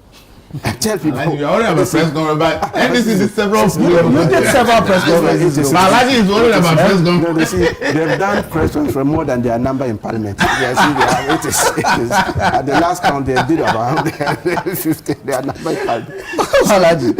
Right. These are the problems. So very well. I can tell you that we have done this. Let me take a few quick messages. This one says, good morning to Honorable Hussein Issa, incoming Okaikwe North MP. You want to come back? We, the youth of this country, are waiting for the 133 formation jobs, the Jumera, and the 1 million coders. It is good to focus on the economy, but in the end, when it doesn't reflect in our lives and we do not get the jobs they promised, we will vote them out. This is Derek from Okaikwe Central. Greetings to you and your panelists. The NDC telling us that they haven't recorded any scandal for the first year is not true.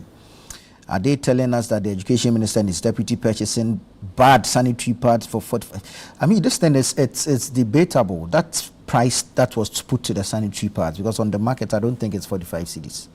And it's then not 45 cedis on the market, but in the budget they have provided 45 cedis, and I hear it's about 15 cedis. Even the best 19. quality is about 15. I mean, 19, depending on where you buy it. So they have actually got three times the price. They are budgeted for 3 times the price of those sanitary pads. And then he also talks about $214 million gold board losses and describes all these as scandals. That's Joe Baba from Bogatanga. Swala in Adenta also says, we've heard of $214 million losses at Gold Board, and we shall hear more when you leave power on 7th January 2029. Okay. Our biggest problem as a country is the dishonesty from people. And then he talks about the sanitary pad. Okay. He also talks about the $214 million loss. And he says, 1, unfulfilled promises like 24-hour economy, Women's Bank. Our country is on a reverse like what we are experiencing in our hospitals. Today, our nurses and teachers are crying for unpaid salaries. The cocoa farmers remember their lies and will remind them one day. Okay, and this one says, good morning, Channel 1 TV. It's true some prices of goods have gone down, but people don't have money to buy them. And I want to ask the NDC man, if the price of gold at the world market starts to decline, what would they do to maintain the current exchange rate? This is Asamoah from Dodoa. Alaji, this is a question for you, but let me take a quick break. When I come back, I'll give you a minute to answer it. This is Breakfast Daily. Stay with us. We'll be right back.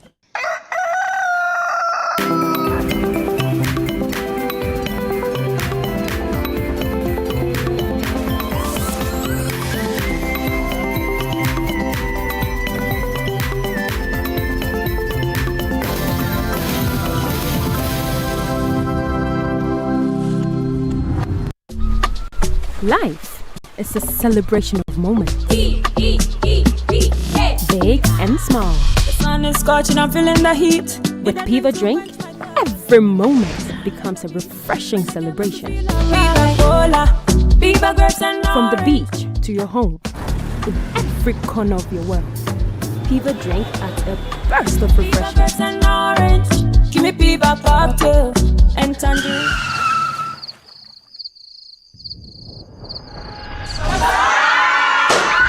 Celebrate every moment with Piva Drink. Refreshment for every occasion. Piva Drink, a taste you will love. P for Piva. This advert is FDA approved. Oh, another payment through Stanbic. Smooth as always. Imagine making or collecting all payments without leaving your chair. Sounds like magic, right? Nah, it's Stanbic Pay. Darling, can you please help with the bills, especially at your school fees? From school fees to utilities, the government and statutory payments to investments, insurance payments, Hajj payments, and more. Mommy, my fees has been paid. Just log on to Stanbic Pay and you're set for life.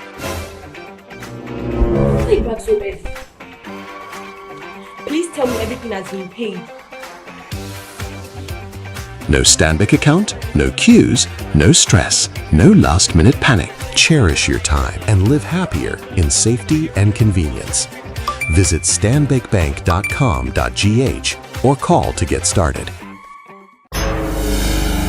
10 years of unforgettable memories, breathtaking sights, unlimited excitement, new friendships. And this March, we're turning it all the way up. From the 1st to the 8th of March 2026, get ready for the road trip of a lifetime. 8 epic days, 14 regions, 1 legendary caravan. We roll from Greater Accra through the Eastern region, cruise into the Northern and Upper East regions, vibe through the Western region, and hit many more iconic destinations across Ghana.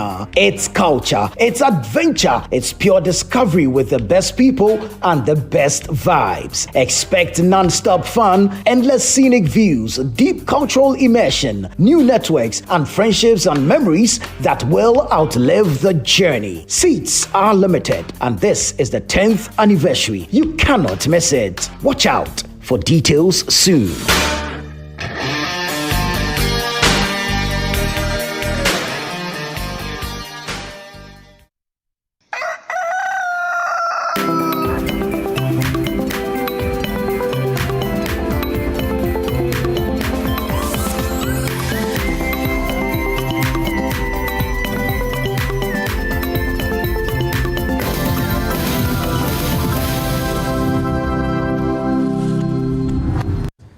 Thank you so much for staying with us. This is the News Review segment on Breakfast Daily here on Channel One TV. Before we took that break, there was a question for computer. I want you to touch on this one for me. It says, if the price of gold at the world market starts to decline, what would you do to maintain the current exchange rate? I don't even know what it's not there yet. So when we get there, we'll cross. We're not yet there. You are not even. We shouldn't pray for that. We shouldn't pray for that. Indeed. We won't pray for that, but historically, I mean, these commodity prices, we know. Externalities that affect us. So at every point in time, what an economist does is to smoothing the economy. When there's growth, you manage it. When there's a bust, you also manage it to ensure you have this. So even when the prices are rising, you keep one eye on what if. So it is a relevant question that we need to answer. You see, the thing is, it's about being prudent. Okay, being prudent in the way you manage the economy. You'll be able to offset this external shock. For instance, we are doing 58 now. Ministers. We are doing 58. We promised 60, but we are doing 50. I'm not surprised the Constitutional Review is even talking of 50 as a ceiling. Okay, because they've seen that for 12 months, His Excellency John Dramani Mahama has run the country with 58 ministers, with these laudable ideas and all those kind of things, achievement that we have chalked. And so with prudence, if you go and have 126 ministers, you should be thinking this way. Right. I mean, final thoughts on JM's 1 year, but tie it into the 5.4% inflation rate for me based on the economy. Well, I think, Alaji Tanko said Ghana was the only country that introduced COVID tax, but that is not true. Argentina introduced a COVID tax. Hungary introduced it. There are other countries that introduced COVID tax. So Ghana is not the only country that introduced COVID tax. And that is why I always say that let's not politicize tax policies. Because you see, it is the only, it's a major source of government revenue. True. Right now, this government has cancelled taxes that would have given it about 6.5 billion. Like the CODES program will not be a problem at all. Because if e-levy alone was giving you 3 billion, like by now, it will only be 20,000 laptops they would have brought. They would have brought in even the 1 million laptops. Because you have 3 billion from COVID every year. So if you say that, though people criticize it, you want to use it to provide 1 million laptops, do the CODES program at a speed, the revenue would have been there. But because they promised to cancel it, they've cancelled it. And now they are struggling to look for money to do it. Now they spoke to Vodafone, and Vodafone said they will take 100,000. MTN is going to take a certain number. The government is broke. The government doesn't have money. I'm telling you, it's there. The government doesn't have the money. The money is not there. Let's be realistic. This is our country. Let's be realistic with ourselves. If the money was there, you won't do only the 290. In just 1 year. That's the whole year. You have done 100,000 training. The money is not there. So you realize that the money is not there. That's why it's delaying. The truth of the matter is about money. So let's be realistic. Look, this government, JM and this government have done something great that people must commend them for. The fact that he's ordered that nobody, no appointee can actually sign a contract without the approval of the finance minister is one of the best things that has happened to this country. Because in the past, the president sits there and appointees are signing contracts left and right. And by the time they say they want to do the budget, so finance minister find out how much government owes. Then this person brings the books. We sign this contract, we owe this much. And by the time the president says the how much government will exceed the revenue that will come. I know right now all elemental appointees are angry with Fatufo. Yeah, they are not happy that he's not approving them. But he's looking at the money that government can generate and signing accordingly. That is the way to actually minimize our borrowing. Because if we spend according to what we are generating, then there will be no pressure for us to go and borrow too much. And I think that if we can legislate this in law, it will help us. Because America has a debt ceiling that you cannot exceed. They set a debt ceiling for themselves every year. And if they have to exceed it for any particular reason, you go back to Congress. True. And I think that though we haven't put it in law, the way JM has done it, a new government can come and abuse it. Or when it's getting to election and there's pressure on the government, it is easy to say lift the lever small because there's too much pressure. But when we legislate it in law, and we say every government, you should not spend more than 20% over the previous year's revenue. So if we made 300 billion in revenue last year, it means government revenue for this year should be 320 billion. Then the ceiling is set. Whether you are able to generate it or not, that is the limit you have to go.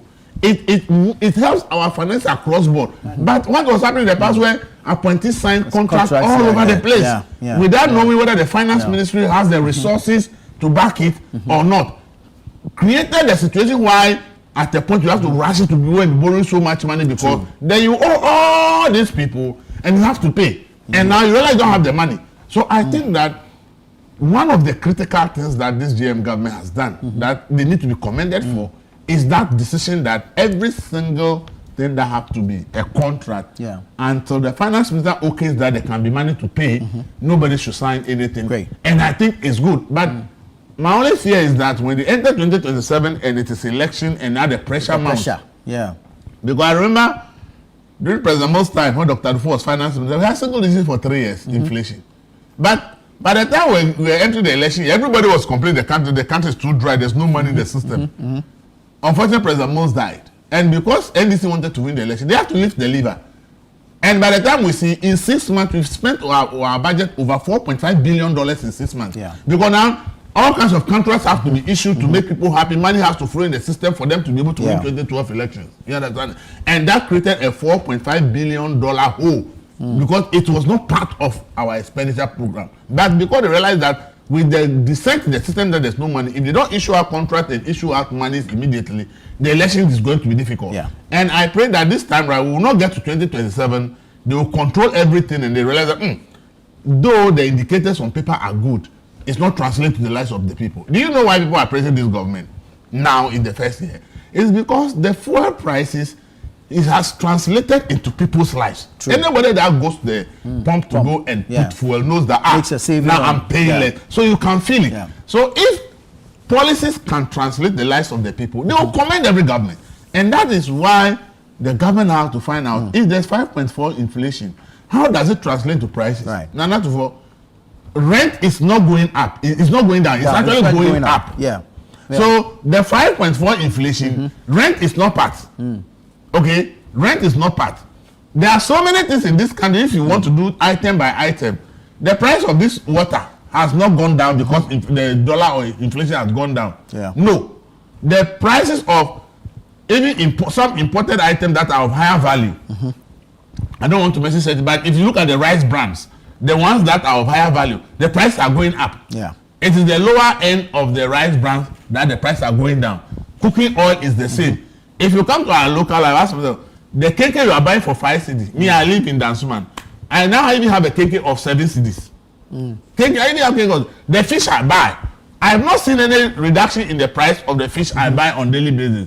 If I go to the Wache joint, I don't see reduction in the price of the meat that they sell to me. The price. So you see, though on paper, you will see all these nice figures. When the ordinary person goes to the market, the reduction in prices is limited to some few products. A lot of products seems like the prices are not just going up. The others stagnant, the same place, or some are actually going up. And that is where the challenge is, because if I see all the beautiful indicators on paper, but my rent is going up, this is going up. Maybe I'm going to buy this material to put up. Last I was having with the tailor who sold this for me. He said he's going to charge me 150 cedis for. So I think this is why we are buying imported, already made. Because if I go to any shop with 150 cedis, I can buy this shirt or 200 I can buy. But I go and buy this material myself, and then you are sewing it, and just the charge for sewing is 150 cedis. I said, if we don't look at this, then why wouldn't I go to the store and go and buy already made that is 150 cedis away? But you have to pay 150 just for your workmanship before. And so, by the time they go and buy the needle, the thread, and the rest, I said that is why the imported one is becoming the favorite of Ghanaians. So you see, the government needs to look at how the way fuel price has translated the lives of the people, how will the other indicators translate the lives of people? Businesses are out there borrowing at higher rate. How does the interest rate that is dropping translate? All right. How does everything that we talk about on paper, the person who is unemployed, how does the person get a job and get a decent pay? You know, in this country, as we speak, if you look at the SNIT data, it's only about 2 million people who are paying SNIT. It means they are the only people who are on some formal employment that are paying. The rest, it means that they are all in one informal job or the other. And these 800,000 jobs, we have this mindset in Ghana which we need to change, that if I'm not working and getting a monthly salary, it's no job. So if the employment is 400,000 for people, their construction, the person goes to construction and they say, these are some of the things. So you may think that the person has gotten a job, but in the person's mind, he's not gotten a job because he's looking for a job where he'll go to the factory to go and see somewhere and want to be paid. So all these things, the government needs to factor it. Else, you celebrate paper achievements, indicators will look good, but the reality and the sentiment of the ground tells you that we are not feeling the translation. Very well. Elvis, thank you. In all of this, look, the NPP was in government. We passed legislation like the Fiscal Responsibility Act. And that was to set ceilings on ourselves on how much of the deficit we are going to spend in every year and all of that. But it was all to hold our macro economy in a place and ensure that we actually have the benefit of it. But look, we are discussing 1 year of the NDC in power. And you cannot forget about things that they themselves have spoken about. They came into office running everywhere, helter-skelter, telling Ghanaians about how corrupt the NPP government were. They told us that there was some $21 billion somewhere, and they were going to retrieve it through oral. 12 months down the line, what has happened? The cases they have in court, reality is setting in. All the propaganda, all the lies that they churned out whilst in opposition, the reality is hitting them in the face. To the extent that, look, when they were doing their first budget in March of 2025, they even told us that they were taking some taxes off and they expected that they were going to recoup some $21 billion. I would expect that yesterday when the president was given his presentation at the Jubilee House, he would have told us that yes, we started this oral presentation. A whole committee was set up. Money was spent on the committee. Martin Kpebu and the likes. Money has been spent on them. What has been the ultimate that we've gotten? You remember things like the ECG, they came running, helter, skelter, containers missing from the ports and all. Where did it go? I mean, they should know that, look, now they are at the helm of affairs. They are the helm of affairs. They are at the wheel. They are leading us, and so that propaganda-ish thing that they did in opposition, they should outgrow it. When you tell me that you promise us that you are going to give us 10,000 jobs per annum under Ejumara, and 12 months gone and I've not seen anything, you think that I shouldn't ask? When you tell me that you're going to train 1 million coders within 4 years, and then you are proud to sit on TV after 12 months and tell me that you run a pilot project with 290, not even 1,000. Not even 1,000, 290. And then you tell me that you have the money. If you had the money, why wouldn't you go ahead and run the program like you promised us? Or is it that you were promised at the time you were promising us, you were just saying something to get you votes and didn't care about the reality? We have 3 years to go. I do not for the life of me know how they are going to hit that 1 million target for the coders. I do not know. I do not know what. I'm sure they have a plan. He's telling me that in the second year, in the second year in 2026, he's imported 20,000 laptops. Last year.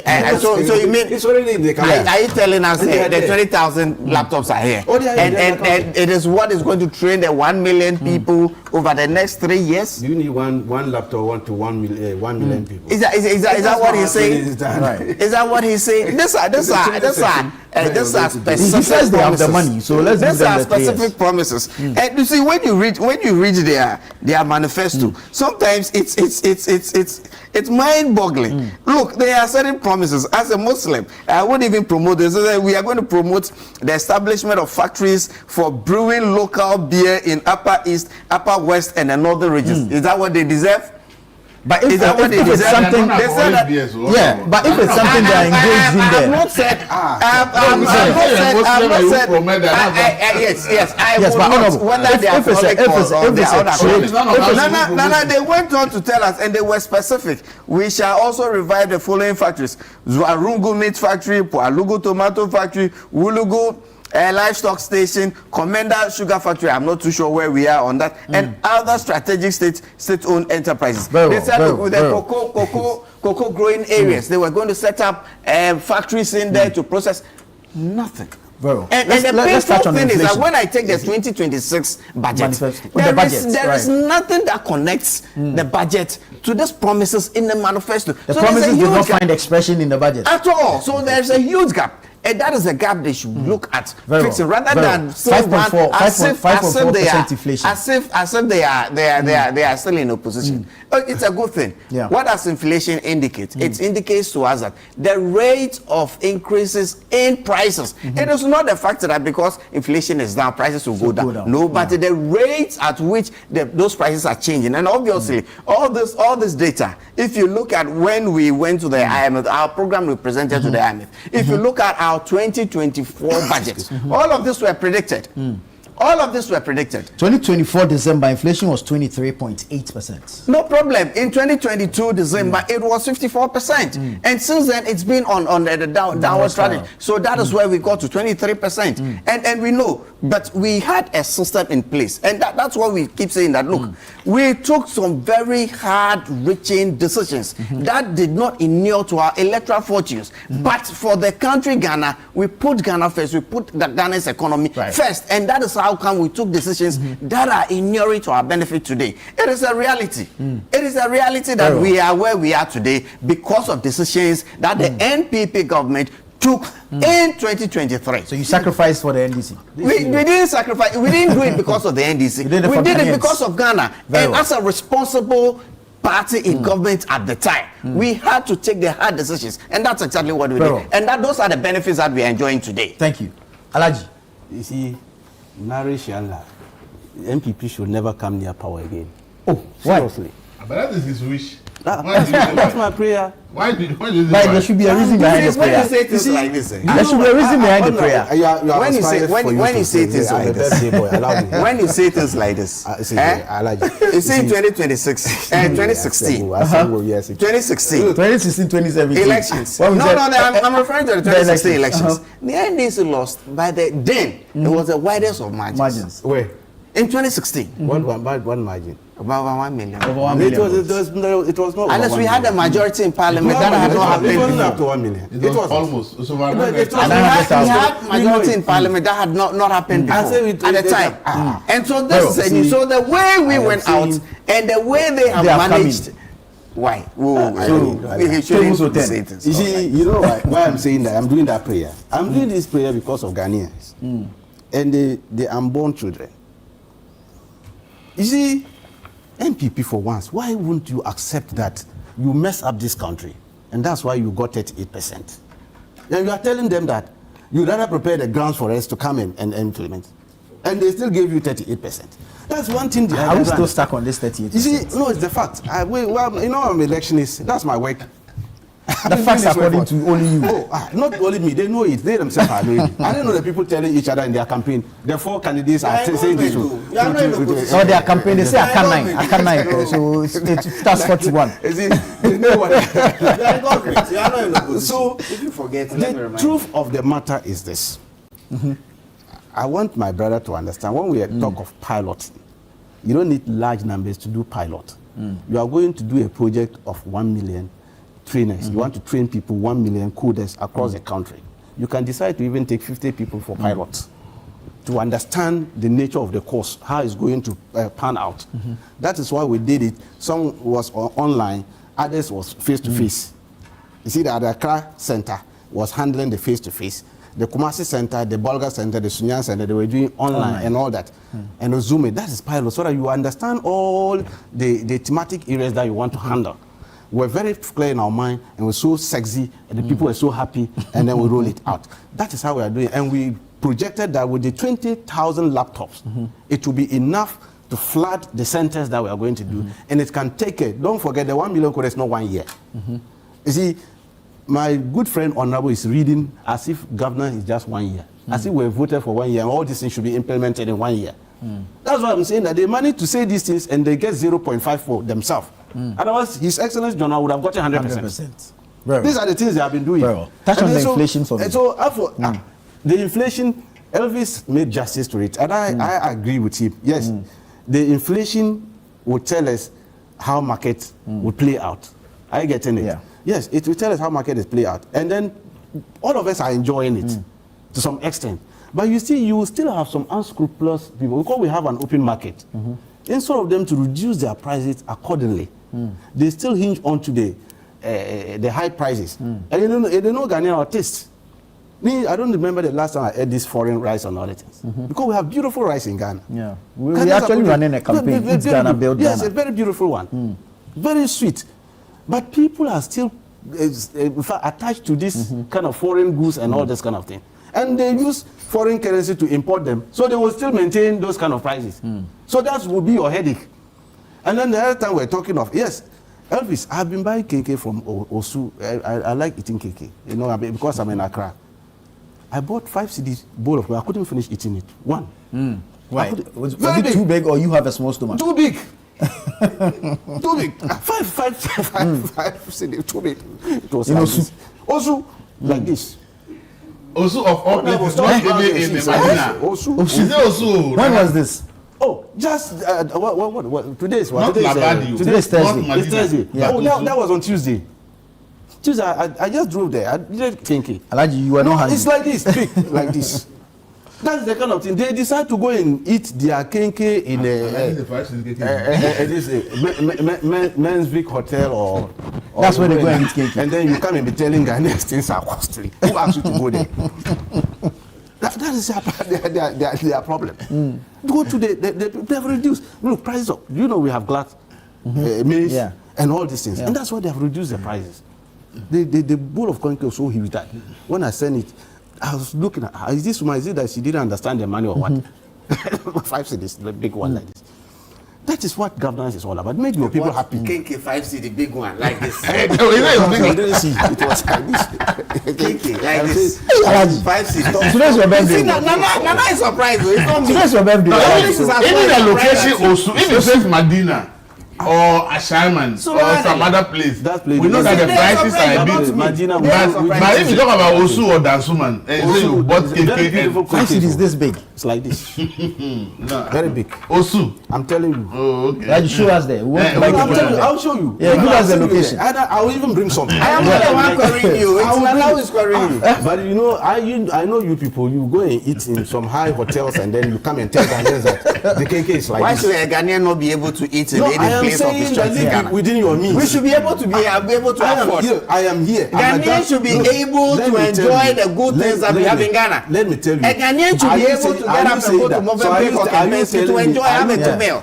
Honorable, are you telling me the market seller who are selling the kenke, are they not Ghanaians? Shouldn't they make money? They should be able to provide good enough money. I will not promote it. They should be able to make good enough money to go to Movenpick if that is what they want to do. We'll see you. We'll meet you in Ayawasi East.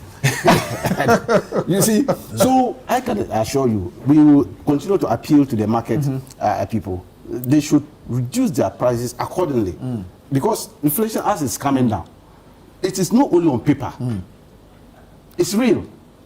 And just go to the pumps, and you will see that it's real, because they have reduced the prices, and even in the market, in the banks, the interest rate is coming down. A lot. Their banks are now chasing people to come for loans.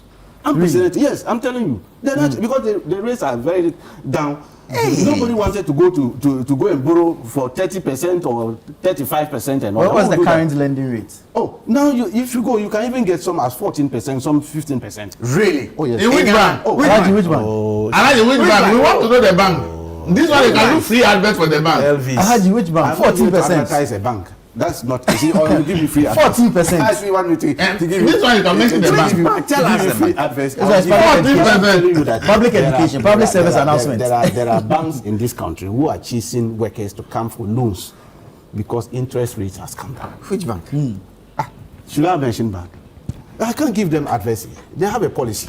Very well. And they know it's all by their policy. Show for the inflation. Yes. See, just a few seconds. The reduction of the inflation should tell us some pointers. One, the impact of the exchange rate, the impact of fuel prices on our lives. And the main issue is that it reflects that our economy is largely based on imports.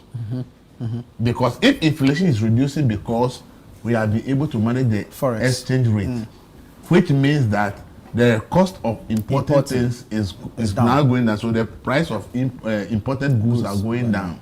It means that even the basket that we use to measure inflation, the items that are in there are largely foreign made goods. And that is dangerous for our country because then it means that our inflation is largely imported, which shows that we are not doing enough productivity. True.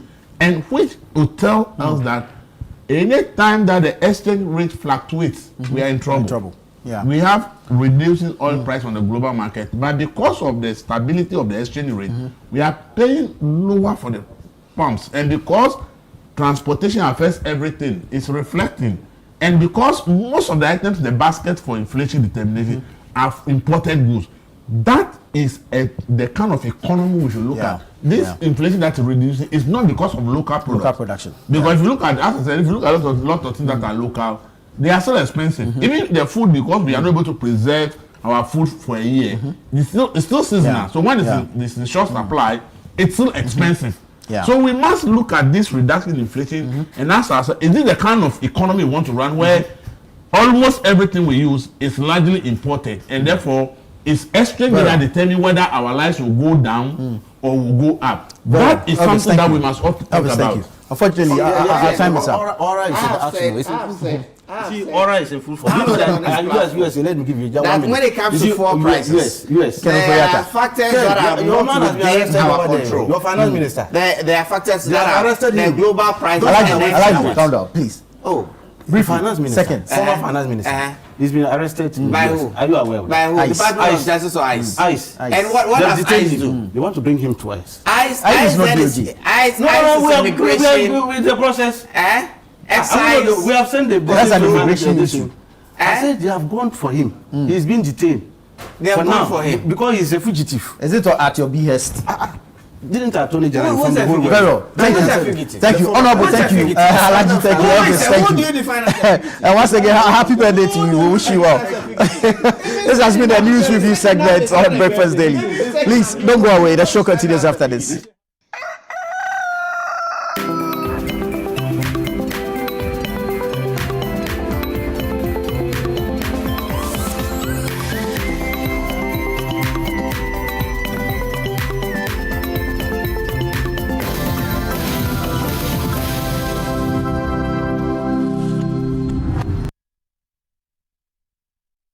Hey Ghana, so you people know Miss Brother Man Small.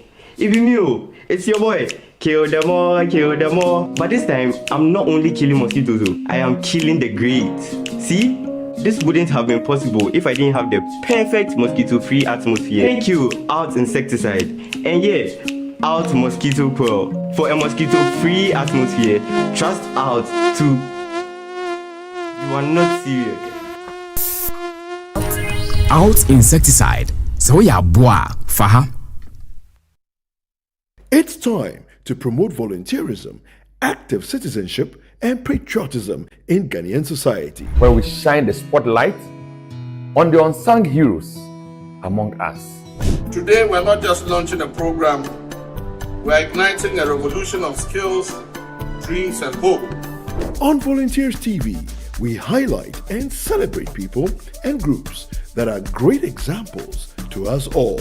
Every single region in Ghana, we're doing something. Good. So no one's being left behind. Over 800 kids that come to school, so having an extra classroom, extra resources will be really, really beneficial. If you're a volunteer, you are actually serving because you are giving up your time and resources for nothing in return.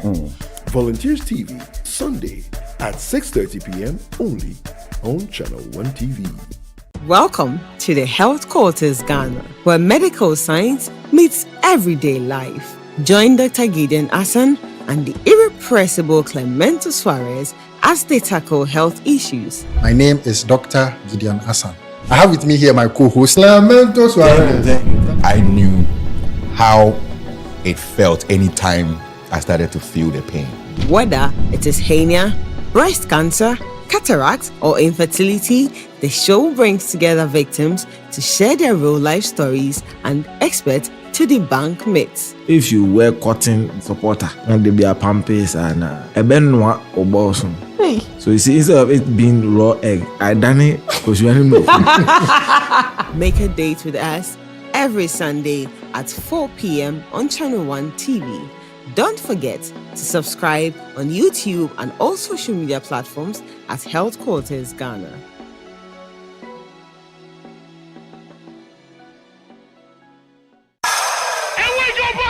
Let's get into the world of sports like never before. You know how we do it on Fridays. Join us every Friday at 7 p.m. on 97.3 City FM for Sports Panorama, your ultimate destination for all things sports. One of the biggest scandals in this country's history. You can't spend 250 million USD and come out with that. From the thrill of association football to the excitement of basketball, tennis, athletics, and even emerging sports, we cover it all. Whether it's the Premier League or the latest NBA showdown, we bring you the stories behind the stars. Getting an opportunity to become a national team coach, he should understand the politics around football. And don't miss the prayer of the rabbi. Joe was Zebal. How Zebal there? Zebal won Chaboke. We're not just about the games, we're about the community. If you are going to be given this kind of treatment, then you need to be that guy. When I look at him play, he is not it. Or when it's time for Don't Call Me. Join the conversation as we connect with fans across the country and beyond. Want the latest updates? Send us your thoughts and we'll feature your comments live on air. And remember, we like to hear your predictions for matches and your thoughts in general. Think you know who's going to win? Let us know. Big shout outs to my YouTube people. Tune in every Friday at 7 p.m. only on 97.3 City FM. Sports Panorama, where sports come alive.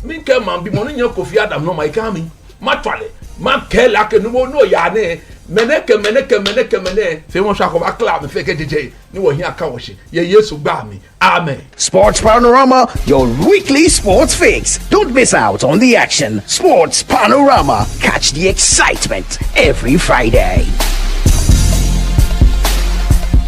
In a world filled with challenges, we all need guidance, hope, and a lifeline to anchor us. This is Lifeline, and I'm your host, Fred Crunchy Mensah. From social issues, relationship challenges, and family matters, Lifeline is here to inspire, uplift, and guide you on your journey. Where we give you support, where we hold your hand through the valley and through the thick and thins of life. Join Bishop Fred Crunchy Mensah. I welcome you especially to Lifeline. Every Tuesday and Thursday at 10 p.m. right here on Channel 1 TV. Let's walk this path together, strengthen our faith, our families, and our lives. Lifeline, because every soul deserves a guiding light. Tune in to Lifeline on Channel 1 TV and let's grow together.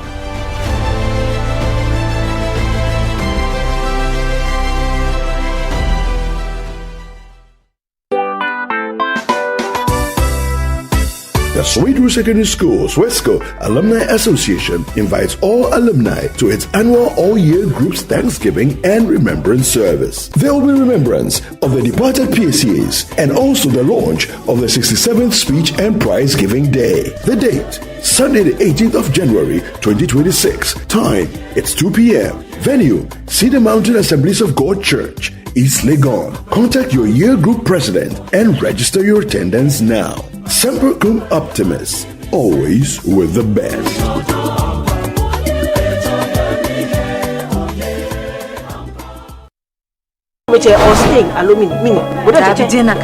Abstain. Why abstain? I have been seeing through your shenanigans all night. I thought I told you that I didn't want to see that girl in this house again. A mixed bag of emotions and incidents, Ghanaian family and intergenerational drama. Some not so good.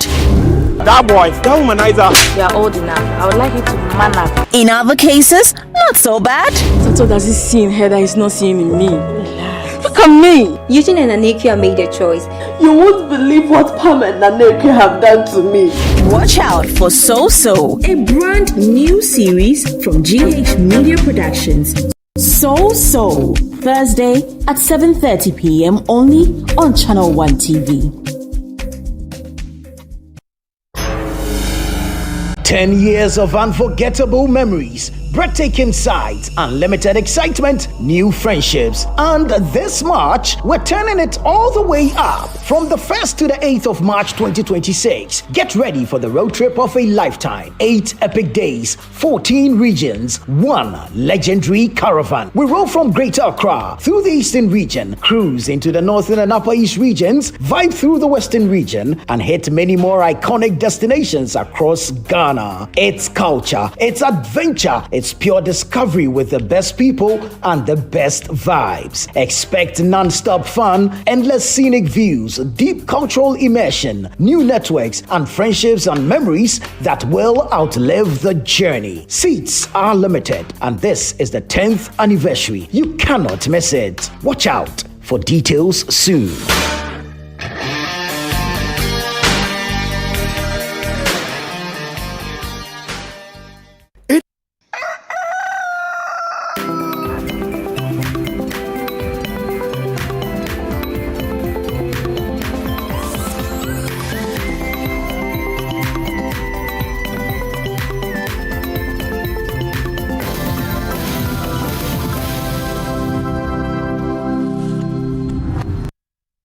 That you stayed with us here on Breakfast Daily on Channel 1 TV. We are taking up the second part of the show, and as you know, Nana Tufo Boateng started the show from 7 to 9, and we are continuing from now to 11 a.m. We have a lot of things for you on the show today. I am Philip Nilati, and I have, let's say, a guest. She's been on the show a couple of times, but during weekends. And Eno Safo. How are you doing? I'm very well. How are you doing? I'm excited you are here today. Oh, are you? This is the first time we're hosting together, right? This is the first time we are hosting together. But you said I've only done weekends. I've done the morning show, Nana Tufo segment, rather. Yes. You did Nana Tufo segment. Yes. And I'm happy because we are entering a community today to look at the sanitation situation there. And I know that community or that environment or that space, you've been there before. I have been several times actually. It's pretty close to Kumasi. On a good day, within an hour 30 minutes, you should be there. But there's now traffic, potholes. I can keep going on. Road construction also going on. So it takes a bit longer to move from Kumasi to Sunyani. Beautiful. So actually yesterday we were supposed to do this by bringing you to the sanitation focus here on Breakfast Daily on Channel 1 TV. But you know, the president had to gather this non-denominational Thanksgiving service that was held at the presidency. So that took the time. So let's zoom in straight. Let's go to Sunyani in the Bono region, where we understand sanitation situation there is getting dire. Michael Sapon-Infum is our correspondent, and he filed a report from the area. Over a decade ago, the Dan Ghana Tourism Commission awarded Sunyani the accolade of the cleanest community in Ghana. However, this recognition is gradually slipping away due to several factors, including increasing population, poor waste management, and the attitudes of some residents.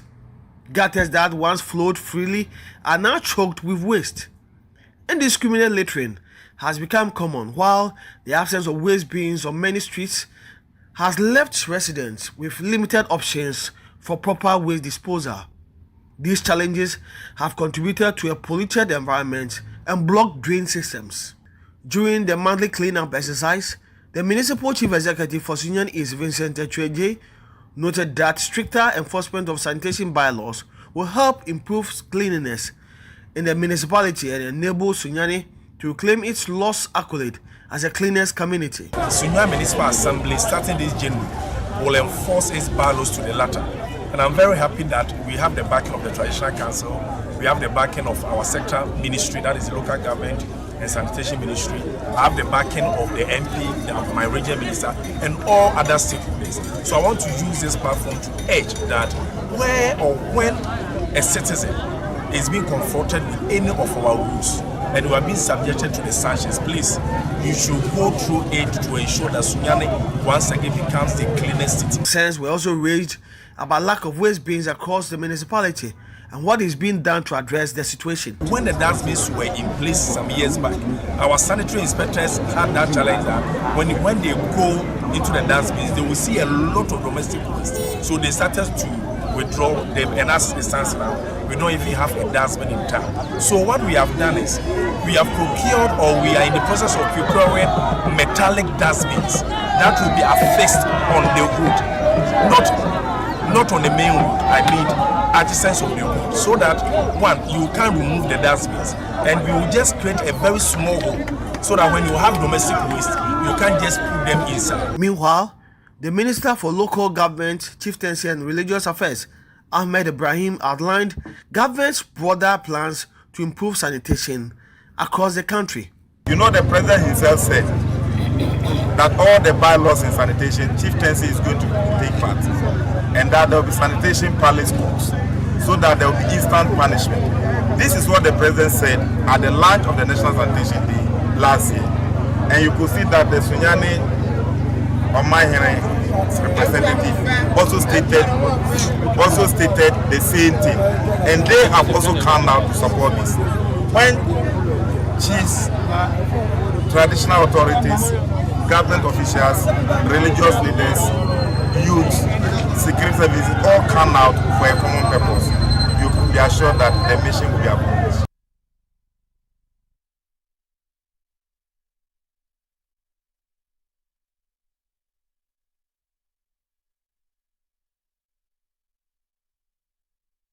So that is the current situation in Sunyani now. Sunyani used to be a very beautiful city, and a lot of people would go there and they know they are going to heave a sigh of relief, because you've got into an area where you are moving away from the busy environment in Accra or from Kumasi, and you would want to go there. And this is actually not the first place you're also covering. You've been to Ho as well, which is also facing a sanitation problem. That tells us that there's a bigger problem in this country when it has to, which has to do with sanitation and how the authorities are managing it in the country. But our correspondent, Michael Saponinfum, who filed this report, is joining us for us to have a deeper understanding of the situation in the area that is the capital city of the Bono region, that is Sunyani. And also we speak to other authorities and find out from them the way forward to get the issue addressed.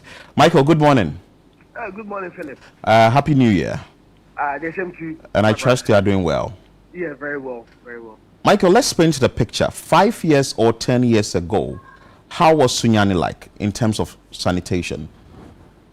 Thank you very much for the opportunity, Philip. 10 years back, Sunyani was as the cleanest capital in the country. In 2007, the then Ghana Tourism Board awarded Sunyani as the cleanest city in Ghana. The drains were flowing, the drains were clean all over Sunyani. And the population wasn't big as we have today. So management of waste was somehow okay. But 10 years down the line, the story is different. So if you say the story is different, what we've seen on the screen are choked gutters or clogged gutters, and also is it that we have the sanitation situation in the the city proper that people are not able to abide by these bylaws? Once you speak to the MC or the assembly, what have they been telling you in this regard? I believe there are 3 levels. 1, enforcement of sanitation bylaws have not been effective. Enforcement of sanitation bylaws in Sunyani for some time now have not been effective. The visual that you can see is in the heart of Sunyani, the central business district, not an aspect of Sunyani, central business district, where we have the main taxi ranks and the old or daily market. And secondly, I also say the attitude of the people. The attitude of the people is a major factor because, Philip, this cleanup exercise was done on Saturday. Okay. If you go back this morning, the place is dirty again. But before you go on with what has happened after the cleanup exercise, how is the participation like from residents? Some were okay, some were also onlookers. You know, our attitude. It was okay. I believe it's a second edition, and I believe that the subsequent ones, I believe that the mobilization will be good so that more people will join. It wasn't big as expected, but at least they were able to do something. And as I said, the attitude of the people is a major factor. This cleanup exercise was just done on Saturday. If we go back, the place is dirty again. And secondly, if you also walk on the streets of Sunyani, there's not a single waste bin where if you maybe after taking your yogurt, water or whatever, you put your waste in that waste bin. So if you are not disciplined, that you put maybe this waste in your bag and when you go to the house, you dump in, the person just throw it on the ground. Wow. So 1, the enforcement of bylaws is not effective.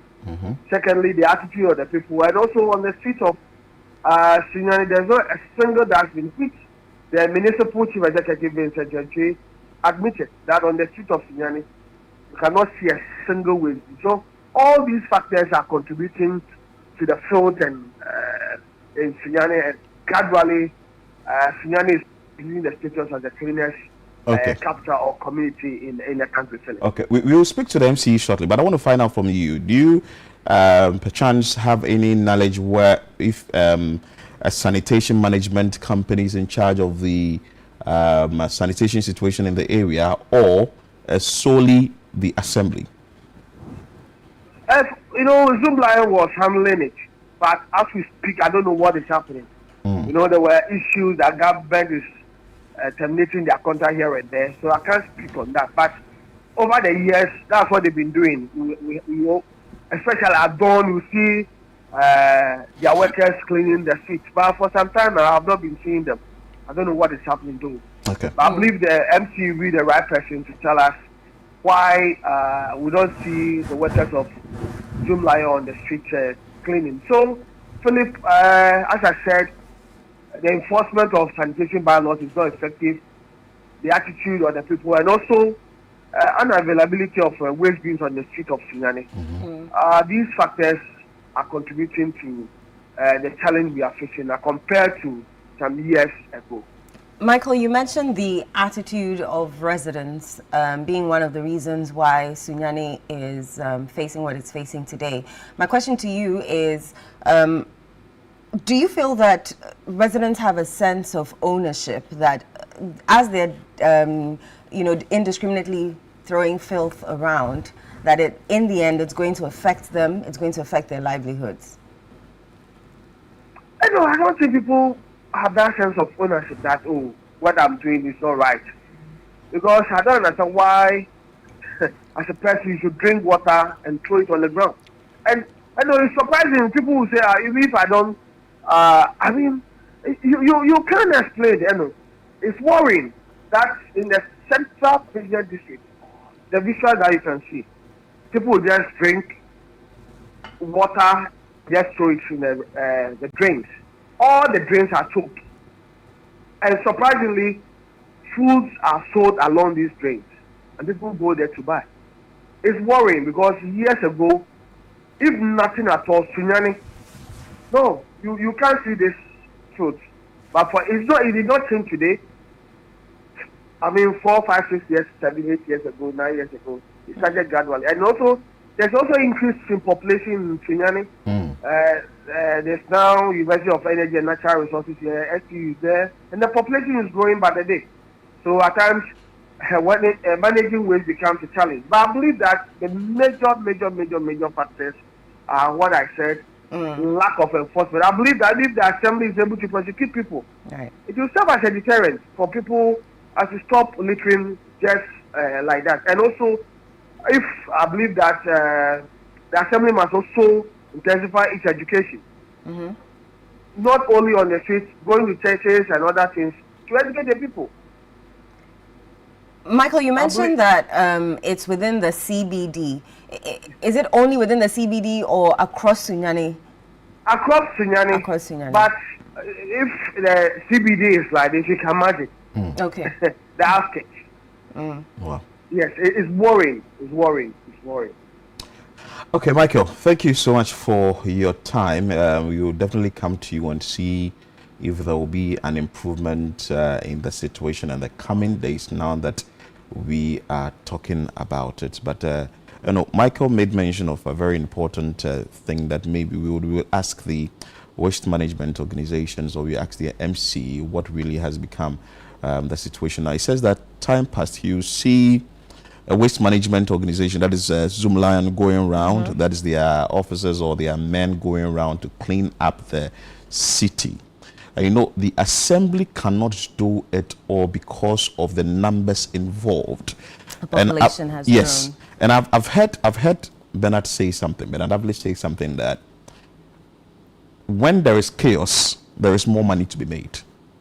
So once there is chaos, or the population increases at a place, there is more money to be made. That tells you that we are going to generate more waste, and we are going to get a lot more people to pay, and we are going to get a lot more people to sanction, and they are going to be meted. There are going to be punishments that are going to be meted out. Either they are going to pay fine or something. So it generates revenue for the assembly. But if we all fold our hands and we say, okay, we are going to sit in our offices, we are going to sit in our rooms and look on, this will be the end result. Because you stayed in Sunyani, or you have been in Sunyani for some time.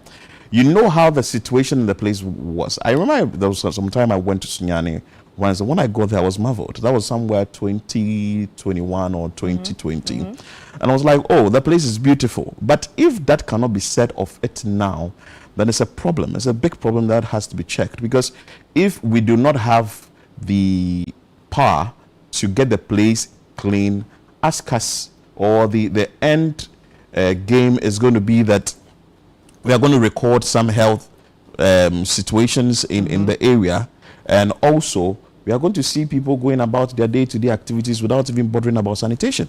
That's very true. Yes, don't be bothered about sanitation. But anyway, Michael said something about the fact that he doesn't know what really has happened to the Zoom Lion, the contract. So joining us is coordinator for Zoom Lion in the Bono region. And specifically, we are looking at the issue in Sunyani, and that's Benedict Ewa, who is joining us. Good morning, sir. Good morning. Happy New Year. Thank you. First of all, have you noticed the sanitation situation in Sunyani in recent times? Yes, please. What can you tell us about this, sir? First of all, we have so many facets of the sanitation situation you are talking about. So we have street sweeping activities, and then we also have the solid waste collection, which involves lifting of communal containers from their designated locations. So I'll be very glad if we could be specific with the sanitation issues that you want us to discuss this morning.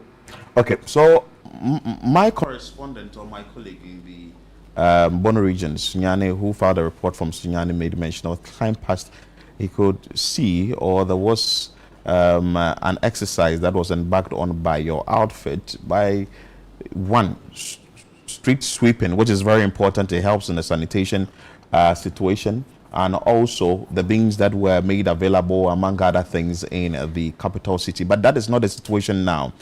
We want to delve deeper. What has been the concern, and what really has accounted to the fact that we are not seeing that happening in Sunyani of late?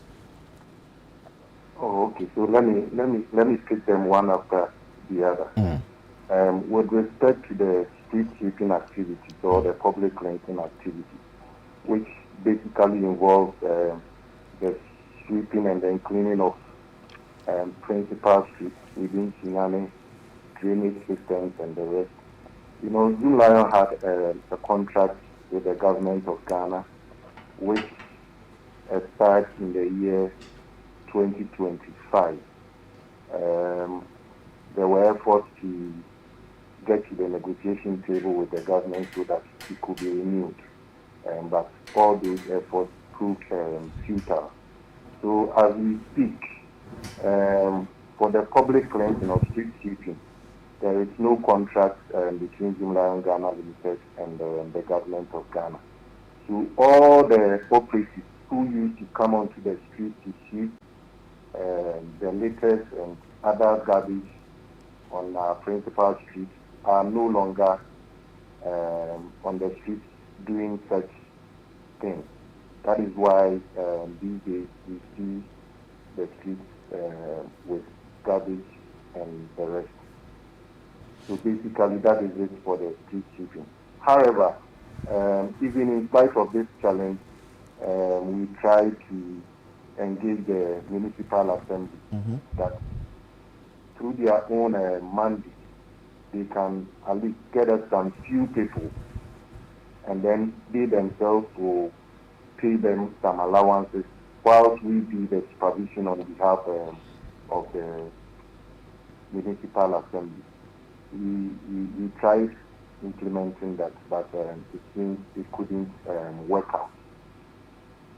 And then when we come to the solid waste collection, which involves lifting of solid waste from the various communities through the usage of our trucks and then the communal containers. You know, day in, day out, population is growing. So there is this ever increasing demand on the service. And then with the contract that we have with the municipal assembly, we have a required number, a designated number of containers that Zoomlion is supposed to provide for the assembly in order to carry out that activity. Due to the volumes of waste being generated, it has happened that the number of containers is not enough to actually cater for the waste that are being brought from the homes, the public, other public places and the rest. So we have been trying to engage the municipal assembly so that at least we can come to an agreement, step up or augment the number of containers that we provide for the assembly in order to at least meet the demand, the current demand when it comes to solid waste collection. But as it stands, we've not been able to come to an agreement. And the whole issue has to do with resources. The assembly needs to be resourced enough so that at least they can also come to the negotiation table with us so that at least we all can come to an agreement and then provide the requisite number of containers so that at least we will be able to lift almost every waste that is generated in the various communities to the final disposal sites for the treatment facility. Okay. So if I got you right, you made mention of the contract that has expired. For that reason, you've withdrawn your men. And two, the assembly's involvement, though they have to be resourced, you've had a negotiation with them. and also the containers that you are supposed to provide, the requisite number of containers that you're supposed to provide to help address the situation. I want to find out from you, do we have some of the containers around as we speak? Because our correspondent told us that when he drives through the principal, on the principal streets of Sunyani, he doesn't sight any container. You know, these containers that I am talking about, you will not see them along the street. They are within the community. You know, we have two types of containers. Okay. The communal container, which are huge, which have a huge volume. And then I don't know which one your correspondent is talking about. And then we have the household waste bin, those that we normally use in our households for the storage of waste. Sometimes when you drive along some streets, you see things placed along the vantage points on the street. So I don't know which container he was expecting. So from what you're also saying, there are some containers available. How many? Currently, we are supposed to provide for the communal containers, which are placed within the community. We are supposed to provide 11. The agreement, we are supposed to provide 11. But how many do we have now?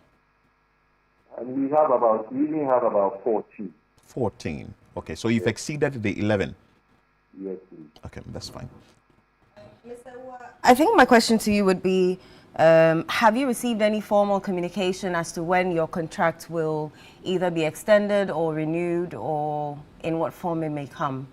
Because this is affecting, I mean, for your region, the Bono region where you are the coordinator, we can see the filth that is being gathered there. Have you received any formal communication as to when your contracts may or may not be renewed? Actually, somewhere last year, getting to the latter part of last year, the president came out to announce that cabinet will be sitting down, and then they will come up with the modalities as to how they would award the street sweeping contract to Ghanaian companies. And it will be like they will open it up for competitive bidding. Yes. Indeed. So we are still waiting. I'm very sure still they are trying to fashion up the modality. And so once they've come up with something, or once they've been able to conclude on the modality, they will announce to the general public so that all interested parties would bid for the contract. Okay. While you wait for that to happen, is there any minimum support that you can provide, or you have pulled out all your men and women? Actually, the operators, the YG, under the YG sanitation for these operators are employed by the Youth and Employment Agency. They are not employed by Zoom Lion Ghana Limited. Okay. They are employed by the agency and then released to Zoom Lion Ghana Limited to manage them with regard to the street sweeping activity. So we didn't pull them out. Okay. It's just that the truth is we have some outstanding allowances that we are supposed to pay them in excess of I think 16 months. And we've not been able to do that because for 2 years we worked, and the previous government couldn't also pay us. So we also found it very difficult in paying them. And since we don't see any, the hope has faded.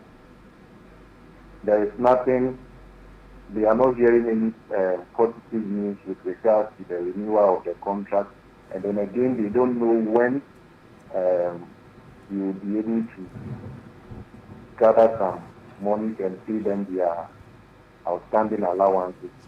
They themselves have decided to suspend the service.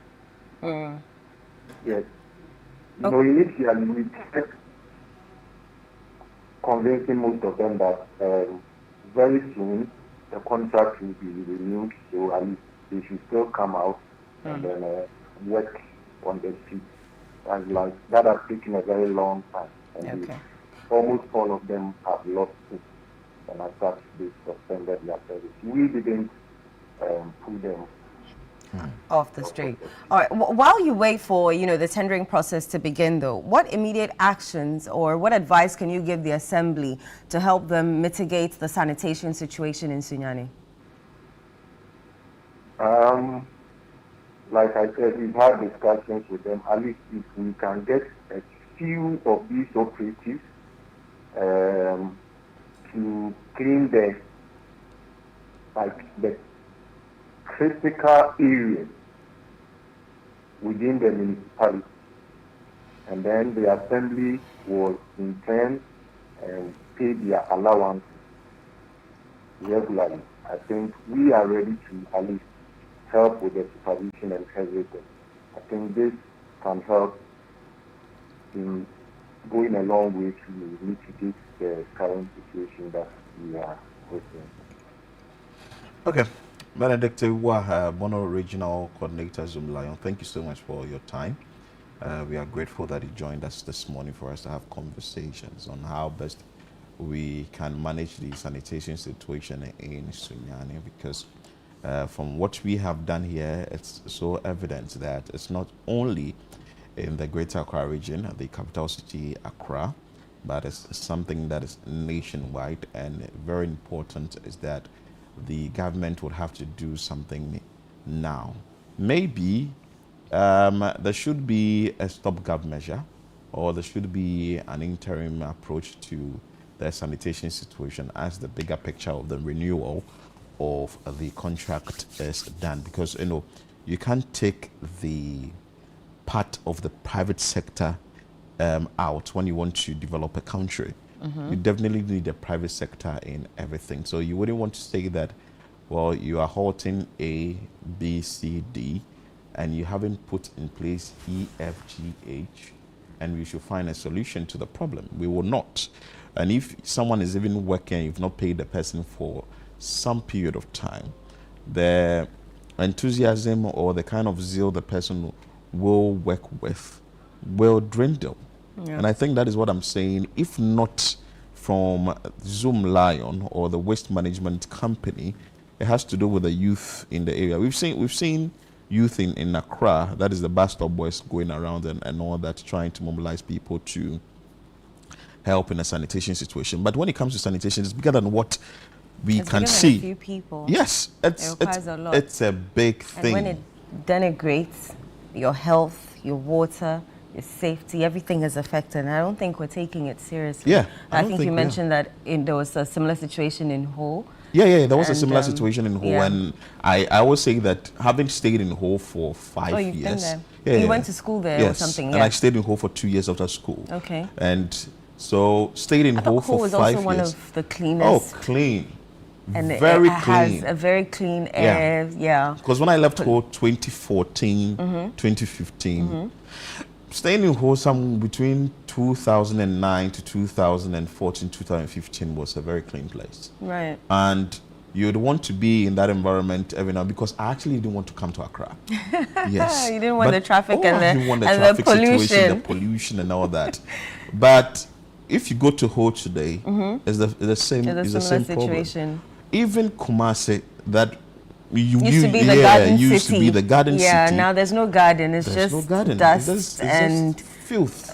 Dirty everywhere. Roads and filth. I don't know whether the population growing, but I assume it is, contributes to the filth. We can't limit the population as a people. Oh, we can. I mean, China has done it. Well, now they're asking them to give birth to more than one. But we can do a controlled birth for a while. Well, teach people from the very onset. I think we need to develop nursery rhymes. Throw your filth but we should plan for the future.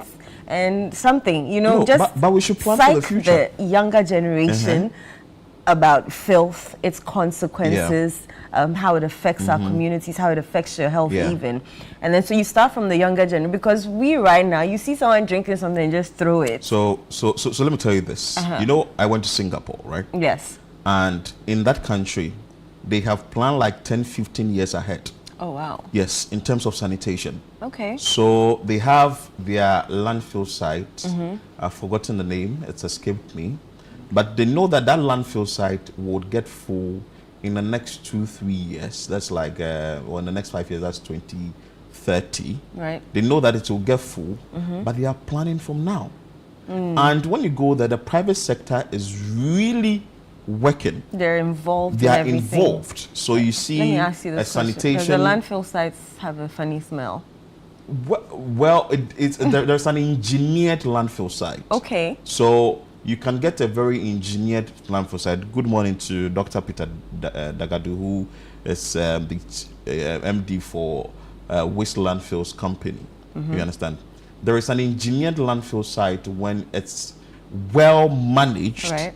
Can really save the entire situation. But you see, it's capital intensive.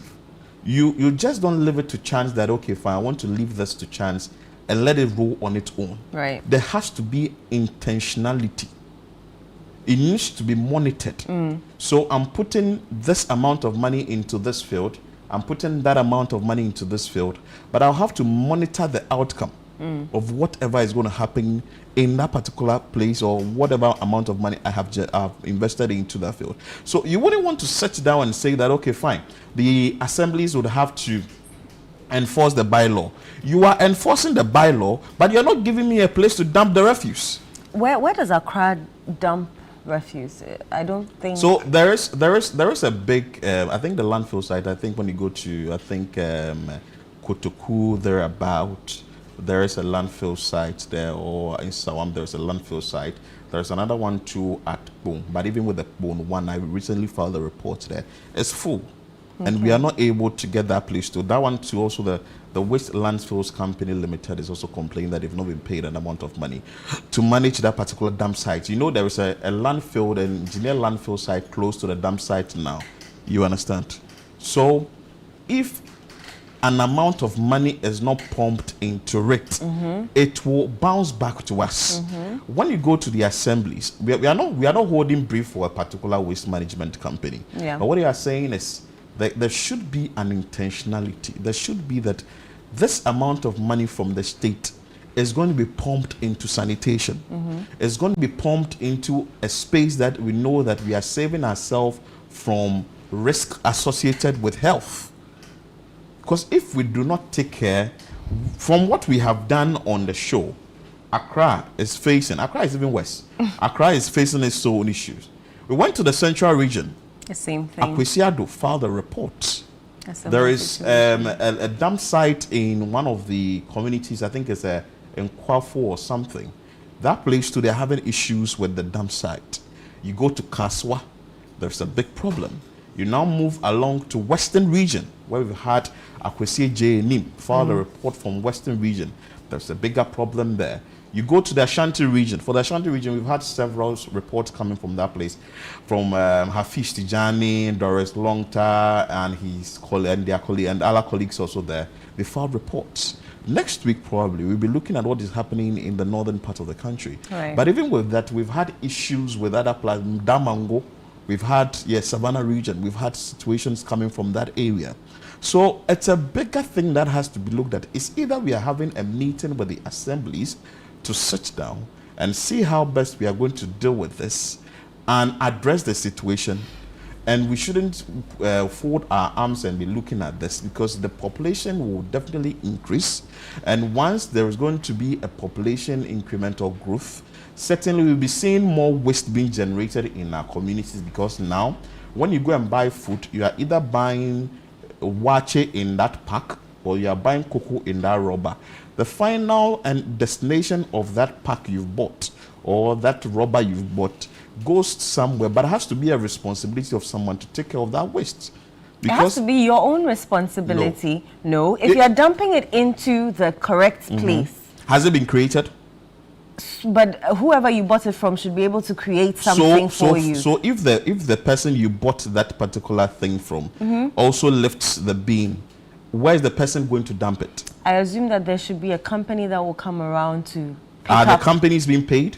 Well, their contracts are now being terminated. Because what We're they're saying waiting for now tendering. is the Aboboya people going around. Yes. Yes. And funny how you see the same Aboboya people dumping the refuse anyhow, anywhere. Sometimes in the middle of the street. If they overturn, they leave it there and continue We need their a journey. total overhaul of the sanitation sector system. in this country. That's very true. And which is under the local government ministry. That's very true. And if it's under the local government ministry, previously there was a sanitation ministry. Yeah. And even when that crowd couldn't even hold the thing. We didn't see nothing. You understand? happen. When you move to the very country I mentioned, there is Singapore. a national sanitation authority. So they were deliberate about how they wanted to solve their sanitation issue, and now it's one of the most, beautiful, well-kept, clean countries in the National in Sanitation the world. Authority manages all things. It's dealing with the private sector, dealing with the government, addressing their issues. But now everything has been put under one umbrella, which is the local government ministry. And the local government minister, that same minister is dealing with chieftaincy issues. Wow. That same minister is dealing with religious affairs issues. Has a lot And to that deal same with. minister wants to deal with local government issues. We have a long way to go. I think there's a total overhaul, but maybe there is something that is going to be done in the near future. But I think that going forward, 2026 shouldn't pass by without looking at our sanitation situation. We'll be hammering it here on Channel 1 TV. Just as we hammer Galamsey issues, we definitely need to hammer on our sanitation issues. We'll be telling the stories, and we are hoping that the change that is needed within our communities will be done. The fort which is being led by the assemblies, also with the private sector, and the larger picture is the government.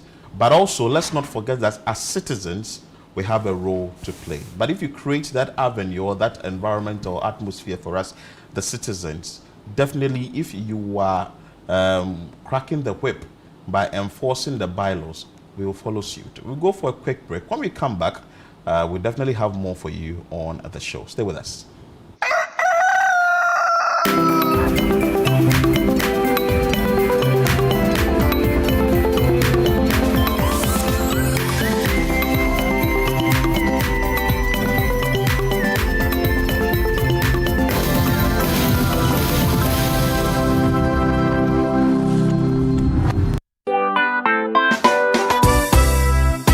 The Sweet Root Secondary School's WESCO Alumni Association invites all alumni to its annual all-year groups Thanksgiving and Remembrance Service. There will be remembrance of the departed PACAs and also the launch of the 67th Speech and Prize Giving Day. The date, Sunday the 18th of January 2026. Time, it's 2 p.m. Venue, Cedar Mountain Assemblies of God Church, East Legon. Contact your year group president and register your attendance now.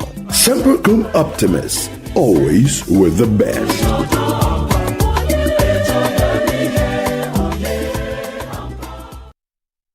In a world filled with challenges, we all need guidance, hope, and a lifeline to anchor us. This is Lifeline, and I'm your host, Fred Crunchy Mensa.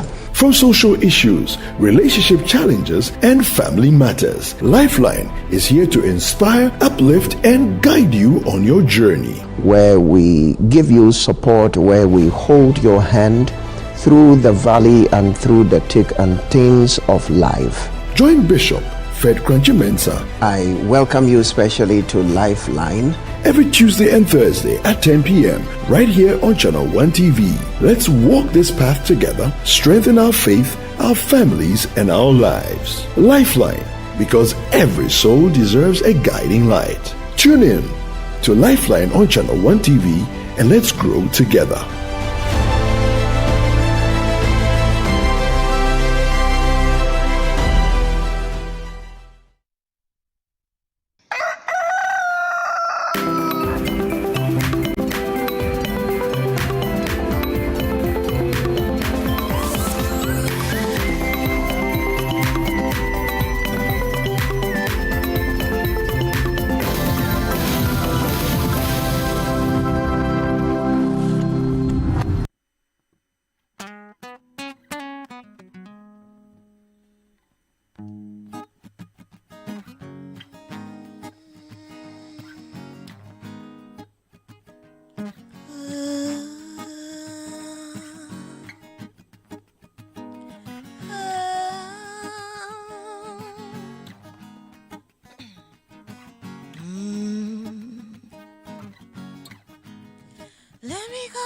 place.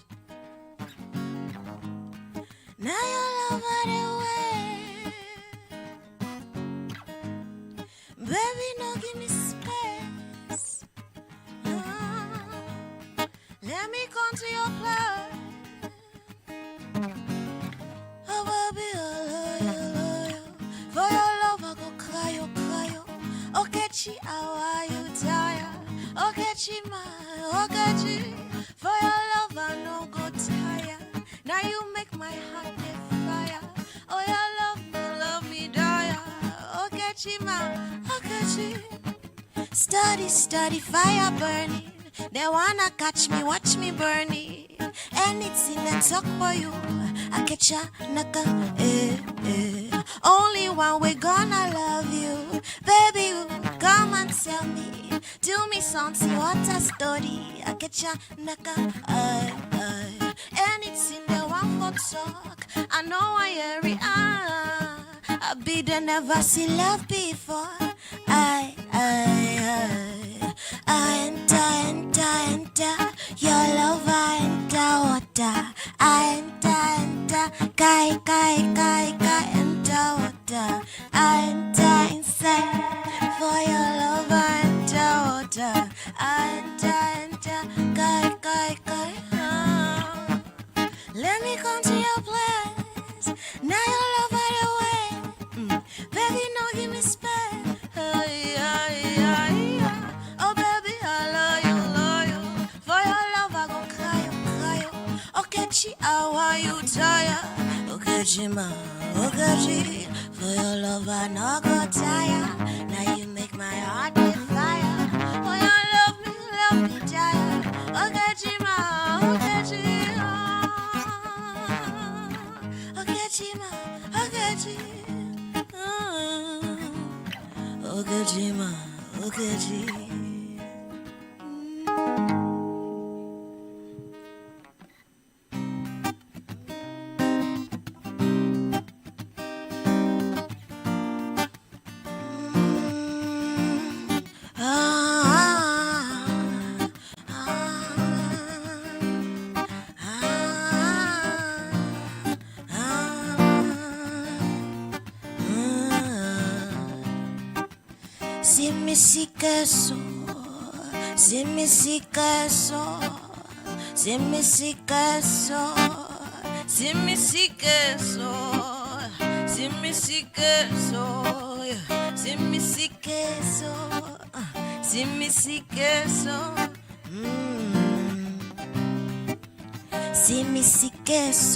On me body chareto for you queso. Oh ima, no use me play. Oh, you must come to my place. Oh, we must relate. Oh, oh ima, today be today. Oh, forget what them I say. Oh, scatter the place. Oh, but do ya not play me? Oh ima, I take you holiday. Oh, we go fly overseas. Oh, live life my way. Oh, but do ya not play me? Boy, I'll be your wifey. I can never be your side piece. Not the way you entice me. Come make her beside you. Come make her beside you, beside you. Boy, I'll be your wifey. I can never be your side piece. The way you entice me. Come make her beside you. Come make her beside you, beside you. Calm down, calm down. Me go there for you, there for you. Calm down, calm down. Make a day for you, there for you. Calm down, calm down. Me go there for you. Calm down, calm down. Make a day for you.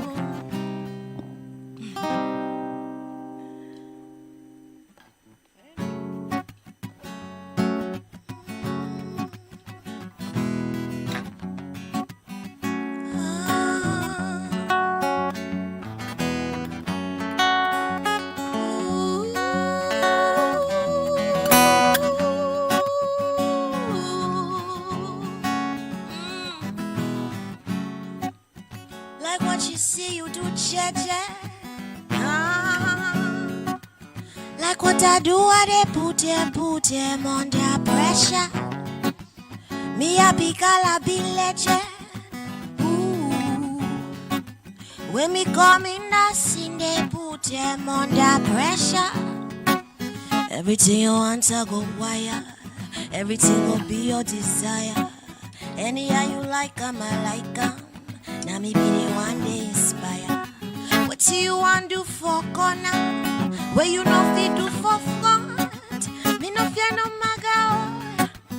Me no take no loss. Like what you see you do, cheche. Like what I do, I put them under pressure. Me a big legend. Ooh, when me come in the scene, they put them back to the melody. Then they listen, then they feel the adrenaline. Me a be stubborn girl, they like a melanin. Drink too hard, I be heavenly, heavenly, heavenly. Ooh, I like the melody where you need it. It's sitting right deep in your system. So baby, call me where you need me. I be the bad girl where you missing. I be the bad girl where you need it. I be the bad girl where you missing. Ooh.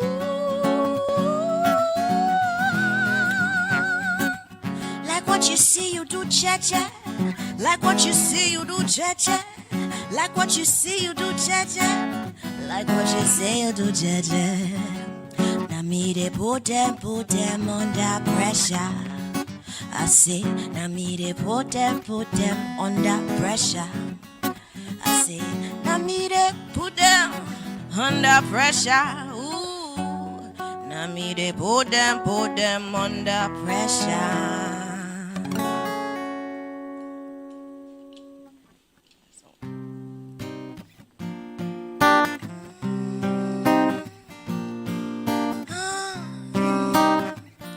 Yeah, yeah. Hold up, yeah. Hold up, ooh.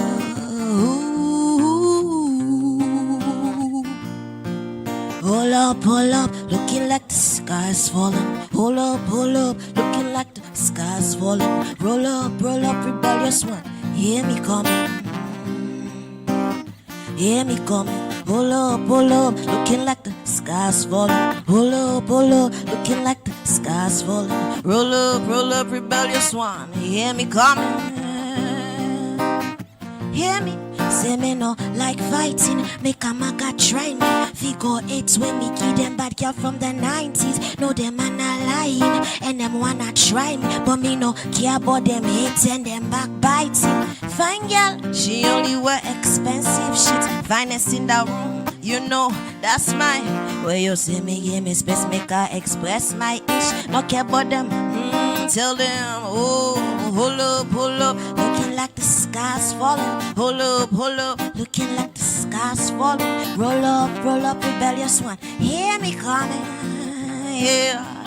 Hear me coming. Hold up, looking like the sky's falling. Hold up, looking like the sky's falling. Roll up, rebellious one. Hear me coming. Hear me.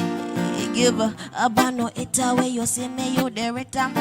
No wanna leave her, you go feel her, now you leave her. Enemies, they not be taken with they see me, then go lay down, bow down. To the queen of the music, I'm them.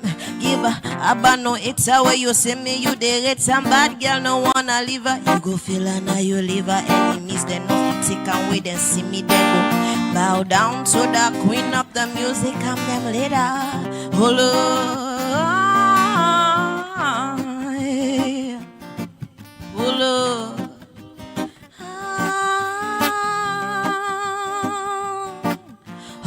Pull up, looking like the sky's falling. Pull up, looking like the sky's falling. Roll up, rebellious one. Hear me coming, yeah. Hear me coming, hold on. Looking like the sky's falling, hold on. Looking like the sky's falling, roll on. Hear me coming.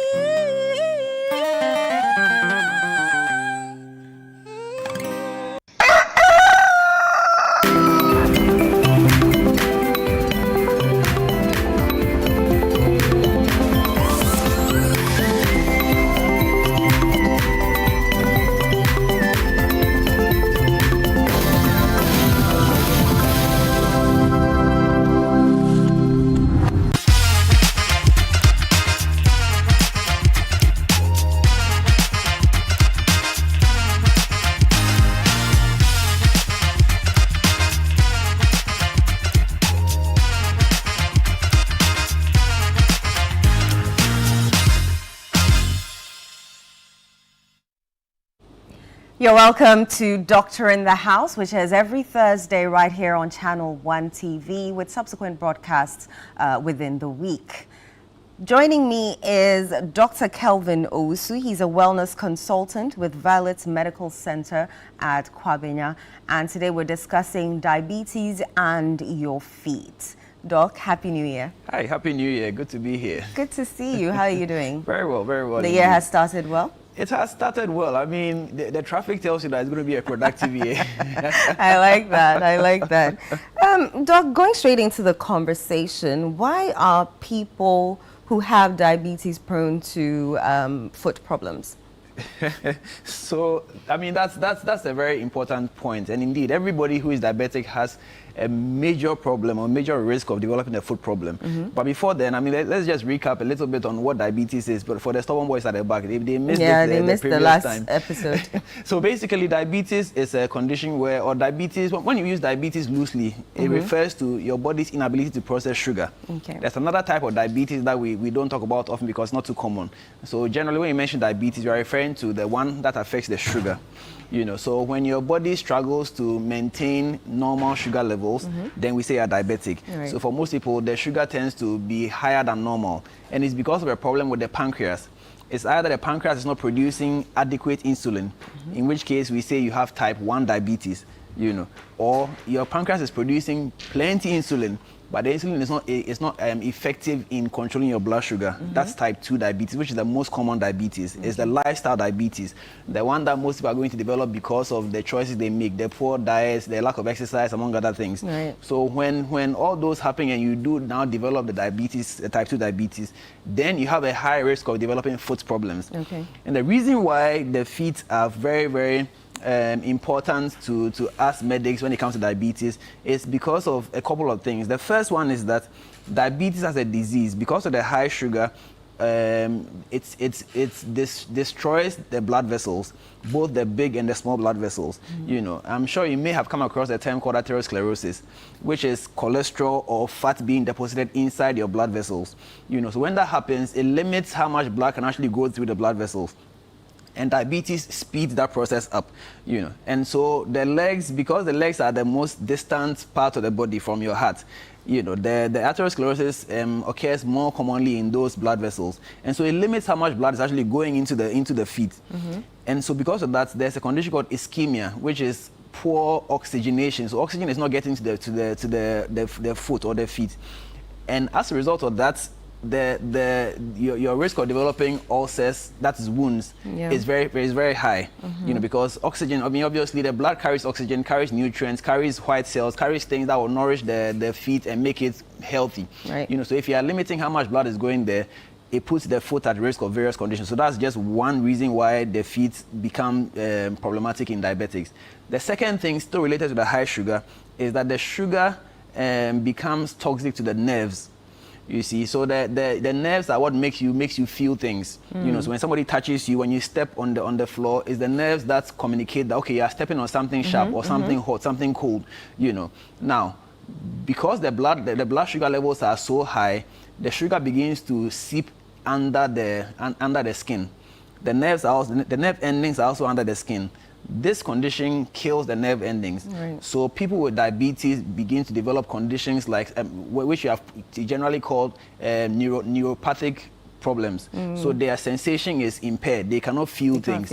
So they cannot tell the difference between a sharp object. I mean, I'm talking about in their feet. In their feet. They cannot tell the difference between a sharp object and a blunt object. They can't tell the difference between a cold object and a warm object. You know, I mean, I actually have this experience with a patient. So this is an old woman, and in the village, she's cooking. You know how they cook with the stones with the sticks in there. Yeah. So she's cooking, and there's no meat in the food she's cooking at that point. But then she's smelling something like roasted. Somebody is grilling meat. Wow. And you know, now why not? I mean, who is roasting meat? Then somebody comes into the house and says, Auntie, now, you know, your leg is literally sitting on the fire. Wow. But she cannot feel it. And that's how bad diabetes that's how bad the damage of diabetes can become. Okay. You know, so she's literally standing, her foot is on the fire, on the burning wood. And she wasn't feeling it. She was actually smelling it, and she was wondering who is grilling meat.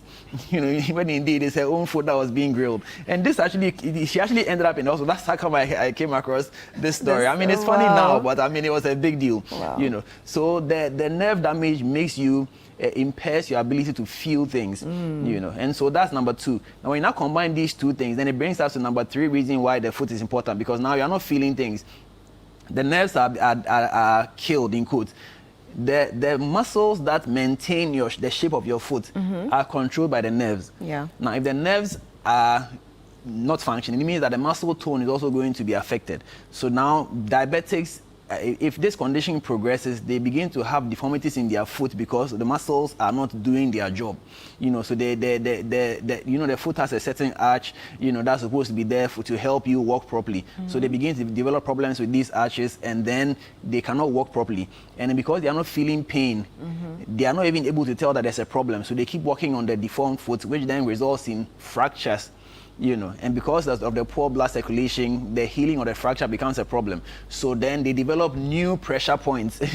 You know, your feet have natural pressure points. Yeah. When you step, it's not the entire foot that is feeling the pressure. You know, you have the heel, you have the ball of the foot. Some have flat feet.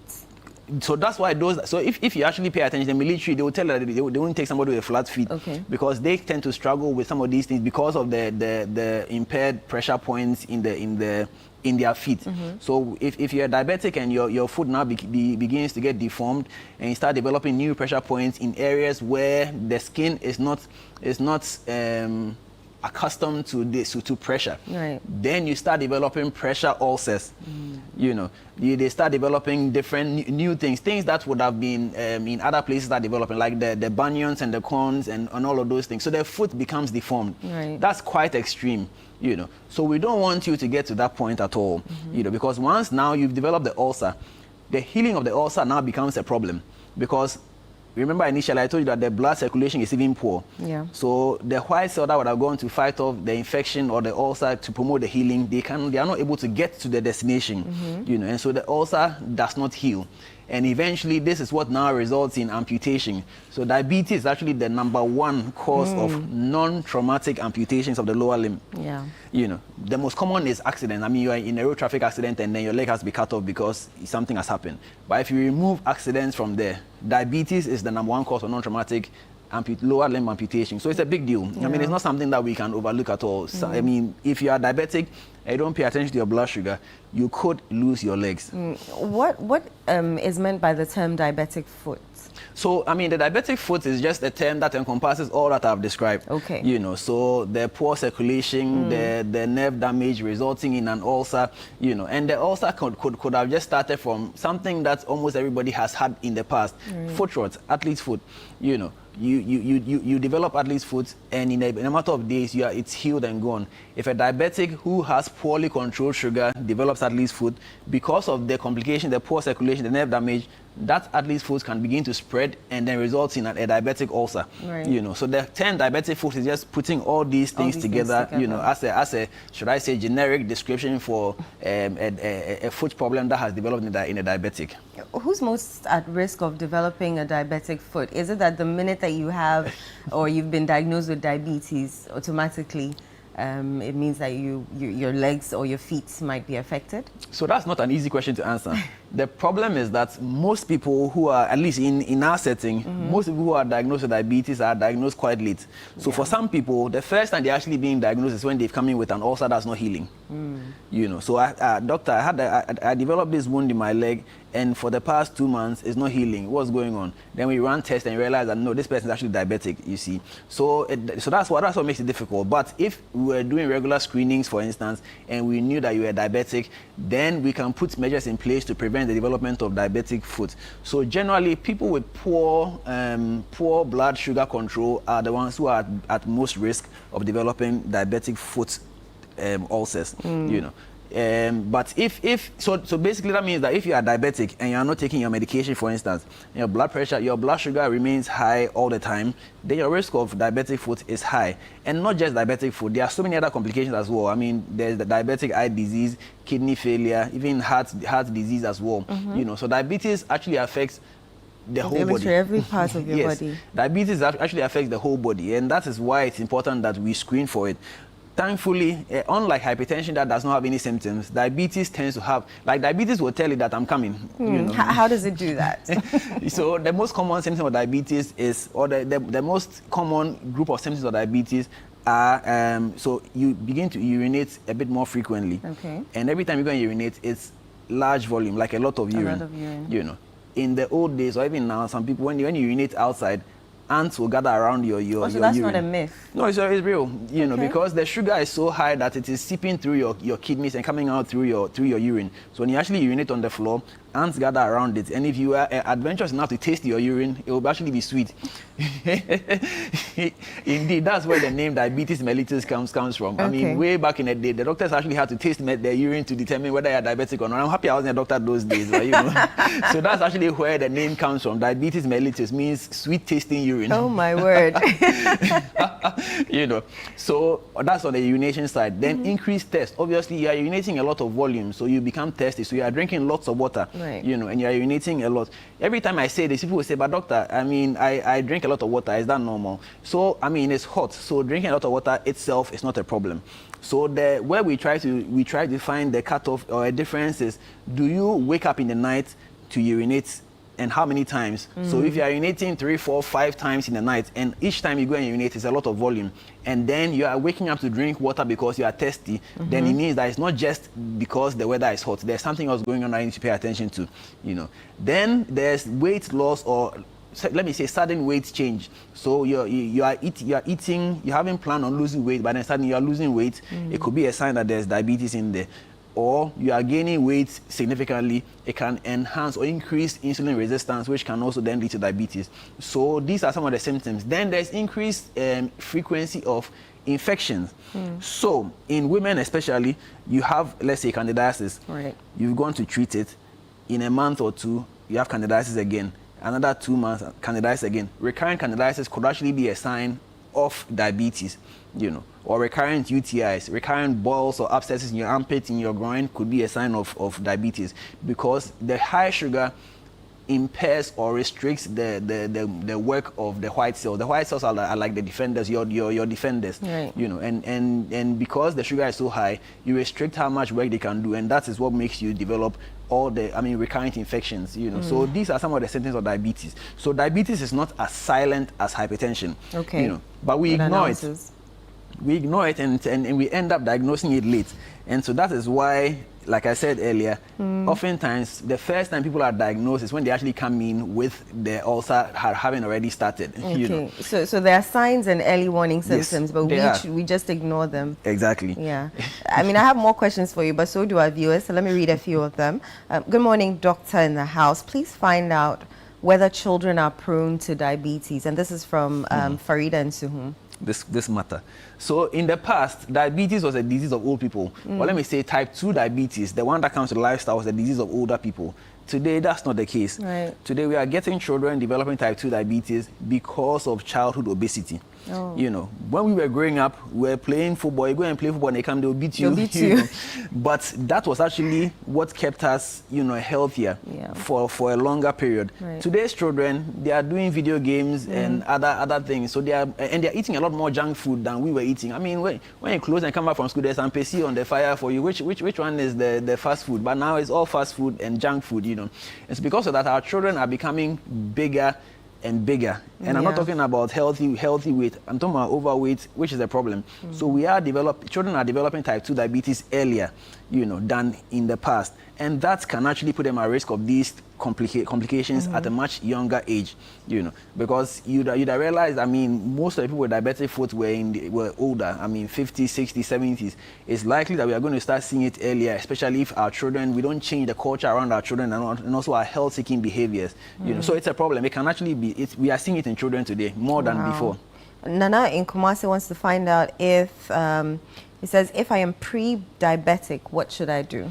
So if you are okay, so being pre-diabetic or pre-anything, there's also pre-hypertension. It's a sign that you need to put measures in place.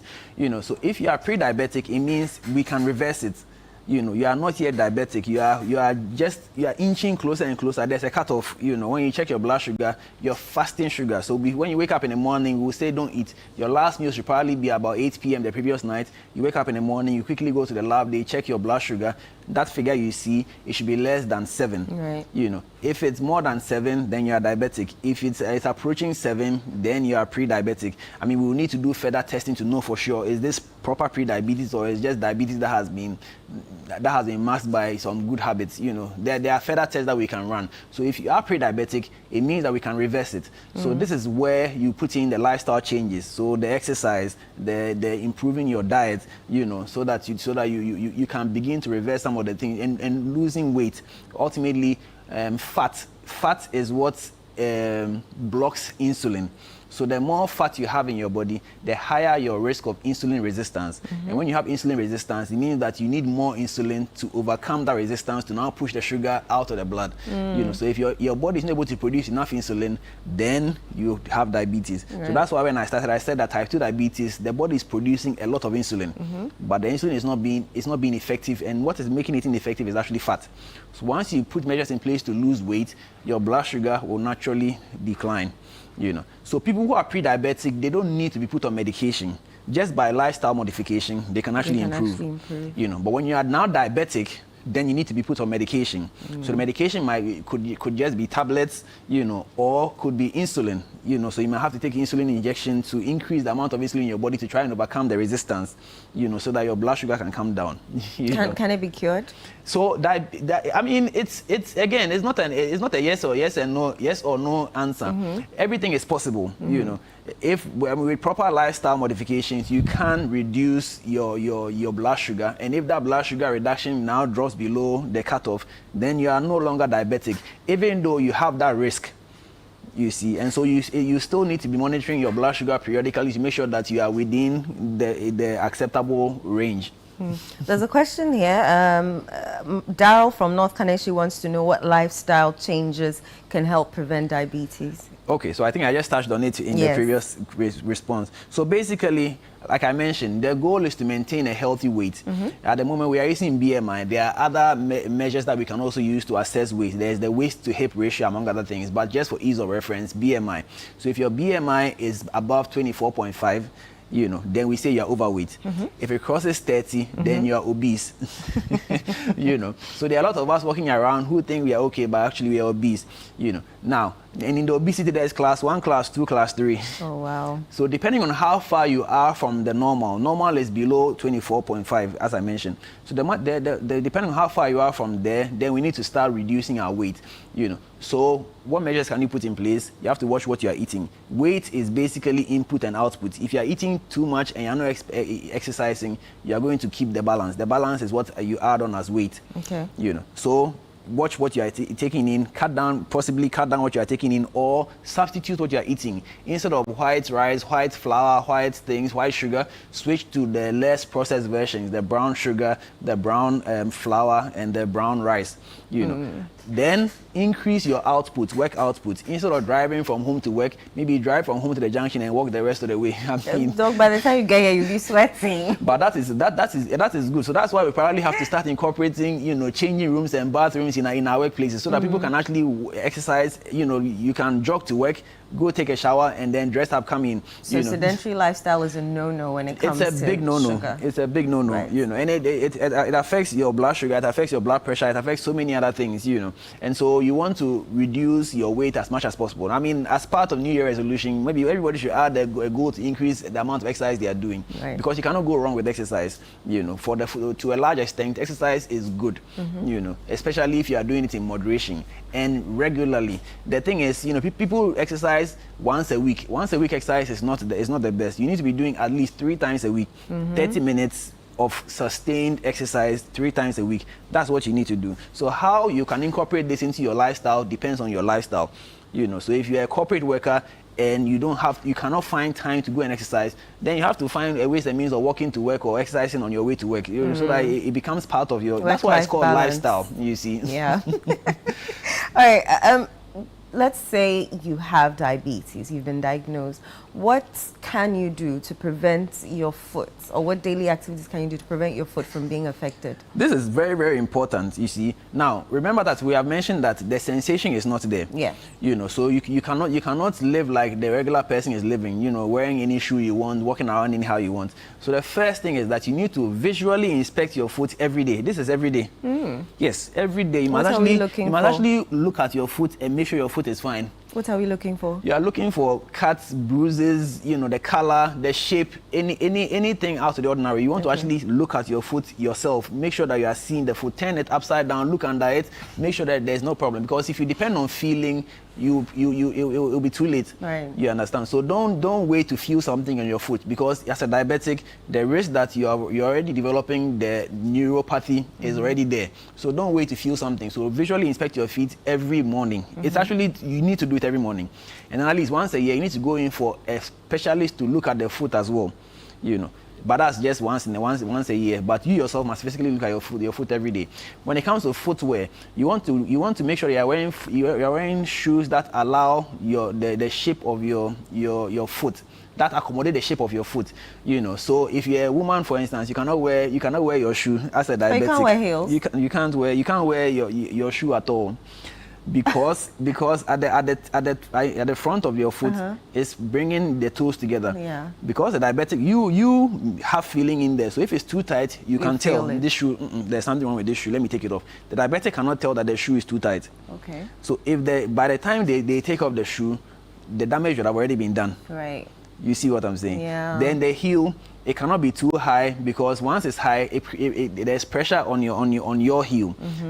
Again, you can feel that there's too much pressure on this one, so let me not wear it. The diabetic will not have feeling over there to tell. So by the time some men are wearing high heels now, so by the time you take off the shoe, the damage is already done. You see, so you need to wear comfortable footwear that accommodate the shape of your foot, preferably open toe, so that there's something going on. Even if you can't see, somebody can see and tell that your toe, there's something wrong with your toe, please go and check it. So open toe is preferred to closed toes for the footwear as a diabetic, especially if you already have the neuropathy that we are discussing. Then when it comes to your toenails, you see, you shouldn't keep your toenails too long. Okay. Because when it's too long, again, pressure can cause damage to the toenail, and because you don't have feelings, it will become a problem before you notice it. Right. You see. And then don't cut it too close to the skin either, because the closer you cut it to the skin, there's a risk of injury. Right. And because you already have problems with wound healing, that injury could be the beginning of the diabetic foot ulcer. So don't cut it too close to the skin, and don't keep it too long. Yeah, we need to find an acceptable place where everybody will be okay with it. What about pedicures? We need to get the right people to do the pedicure. Sometimes when you do pedicure and come, you yourself, you see that no, he has cut my toe too deep. You don't want an inexperienced person to do your pedicures, So you either do it yourself or find somebody who understands what you are going through to do it for you. Okay. So that you don't cause damage to your toes. For the women, can they paint their toenails? So long as there's no problem going on there, you can paint your toenails, But for instance, there's a cut over there. You don't paint over it, because that could introduce infection into the cut and cause you problems. You see. So I think that basically, whereas some of us, because we don't have any problem, we can take our feet our legs for granted. I mean, you wake up in the morning. Have you ever tested your feet before you get out of bed? No, you just swing your legs over the bed and get up and you're going. The diabetic needs to be mindful of his or her feet, because it's not going to be business as usual. Always inspect, and the visual inspection is the most important, because you must see your feet and make sure everything is fine. If for some reason you are unable to bend down to look at your feet, find somebody who can inspect your foot every single day.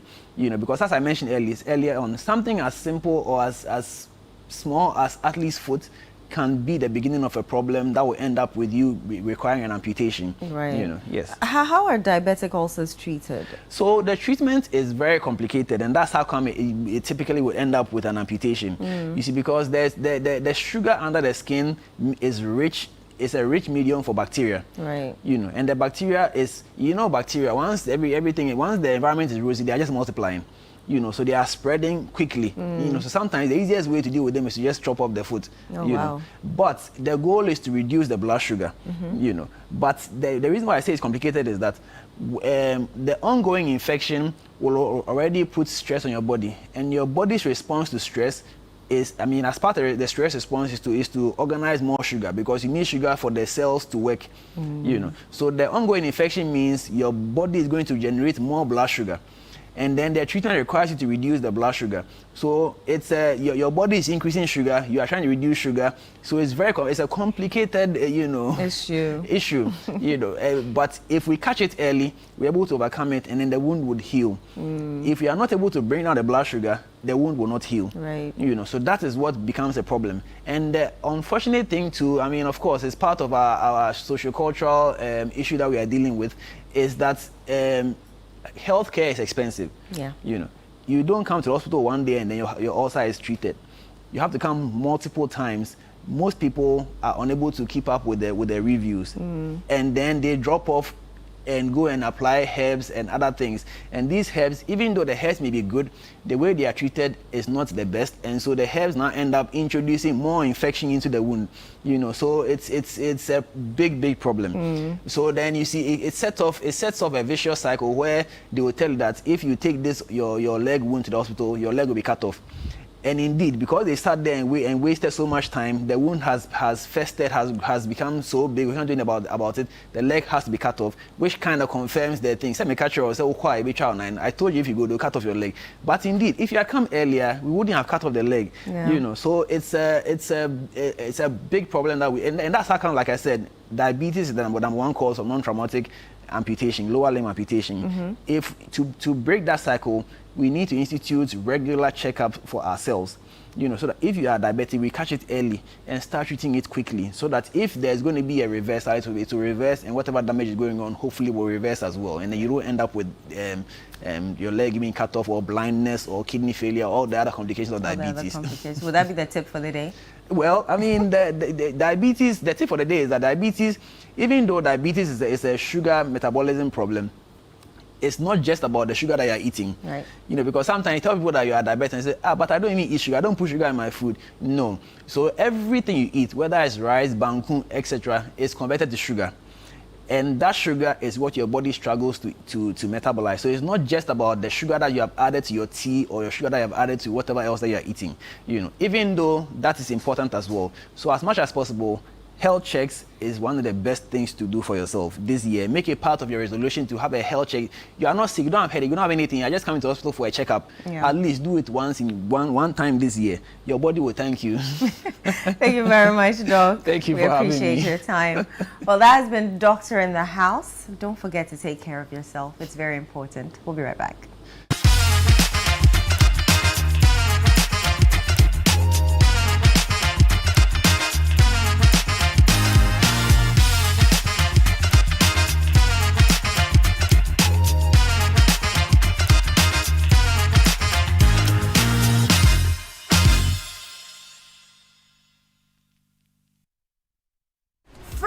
Redefined with Franco refrigerators. Imagine a refrigerator that keeps your food fresher and longer. Enjoy advanced features like the multi-air flow technology for optimal cooling, the smart humidity control for moisture levels, the fast freeze function for rapid cooling, and the energy efficient control for reduced power consumption. We have the double-decker freezers in different types. We also have the chest freezers in different types. We have the tabletop freezers. Get yourself a refrigerator from Franco and you will never regret. For online purchasing, just visit our website at www.francotrading.com. Call the numbers on the screen for bulk purchasing and any assistance. Franco Refrigerators, freshness redefined. In a world filled with challenges, we all need guidance, hope, and a lifeline to anchor us. This is Lifeline, and I'm your host, Fred Crunchy Mensah. From social issues, relationship challenges, and family matters, Lifeline is here to inspire, uplift, and guide you on your journey. Where we give you support, where we hold your hand through the valley and through the thick and thins of life. Join Bishop Fred Crunchy Mensah. I welcome you especially to Lifeline. Every Tuesday and Thursday at 10 p.m. right here on Channel 1 TV. Let's walk this path together, strengthen our faith, our families, and our lives. Lifeline, because every soul deserves a guiding light. Tune in to Lifeline on Channel 1 TV and let's grow together.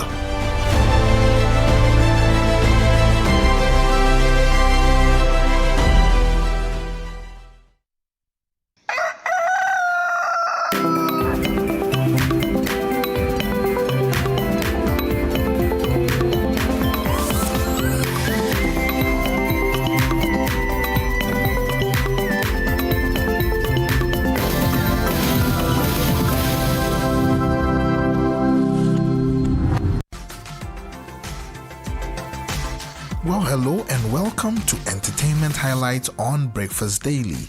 My name is Ni Komite Kwame and this is proudly powered by GhanaWeekend.com.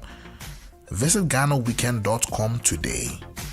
Now let's get into our first highlight.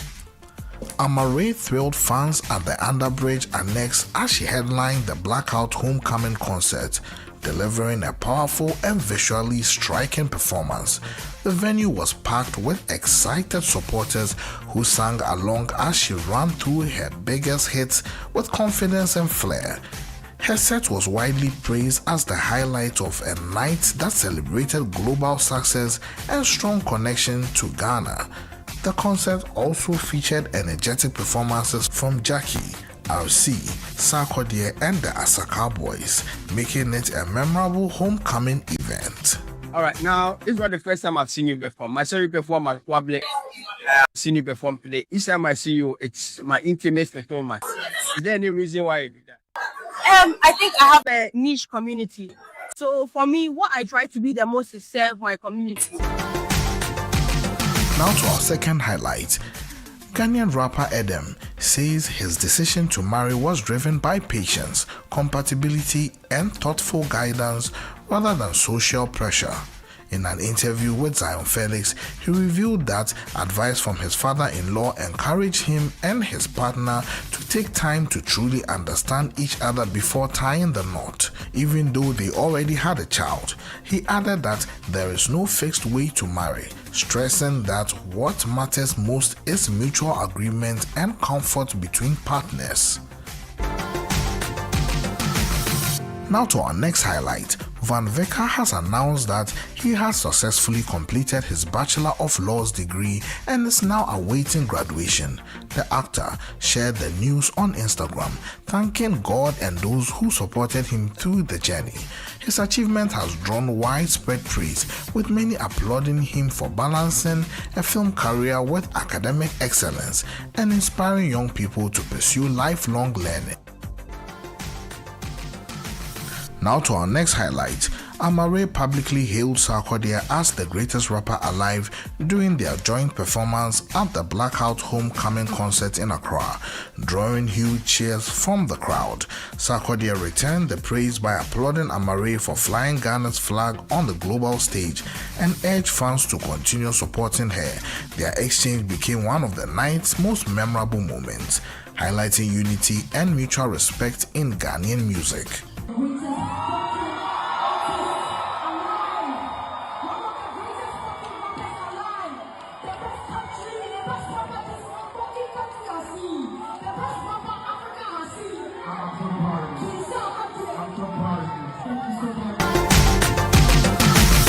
Now to our next highlight. The ever-animated DJ Khaled has thrown his voice behind Ghanaian streetwear brand Free the Youth after receiving a pair from its highly limited Free the Youth and Jordan 1 collaboration. The endorsements boost the brand's growing international profile and highlights its message of youth empowerment and African creativity. The moment marks another major milestone as Free the Youth continues to take Ghanaian street culture to the global stage. Now let's check out Channel 1 TV's Top 10 Countdown.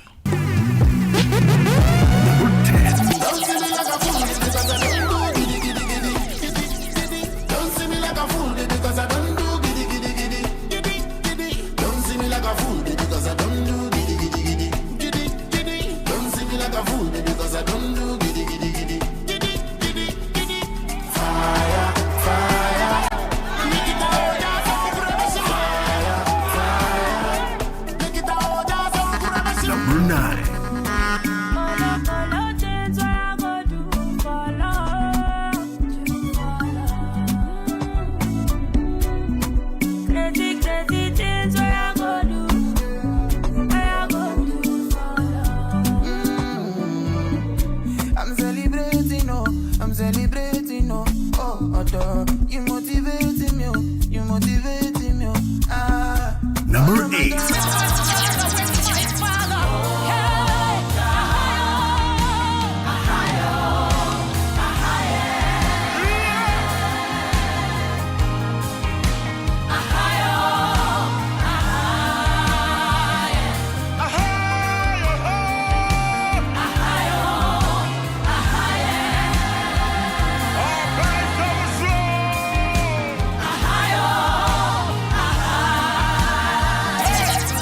Number 7. Balenciaga, Mariaka, the best. Matona Metiaka, Samission in Breno, Medibete, no matter 550, Samesiaka, many baby, I promise to lean, drifted the toes, Medibe, Matobalanciaga, Bariaka, the best. Matona Metiaka, Samission in Breno, Medibete, no matter 550, Samesiaka, many baby, I promise to lean, drifted the toes. Number 6.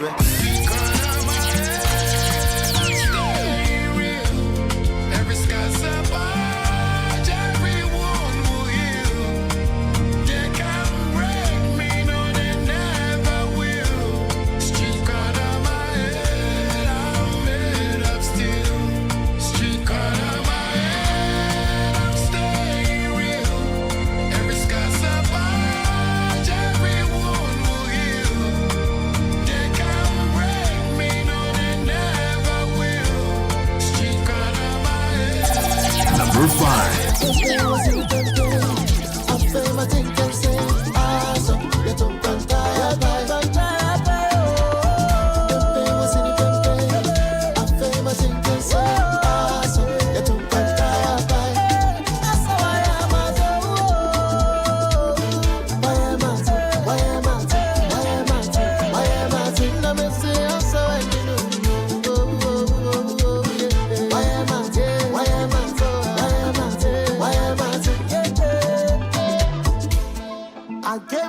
Number 4.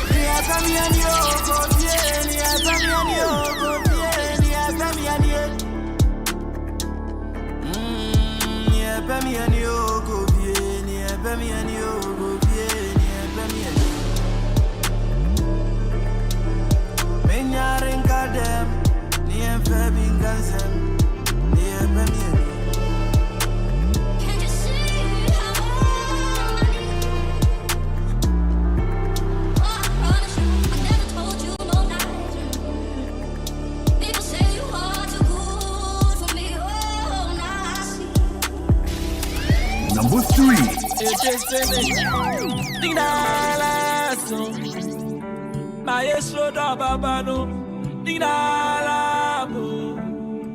Mr. DJ, Wamujumi Bina, Daddy Lumba Bueno, Yet bet me Meswana Miko.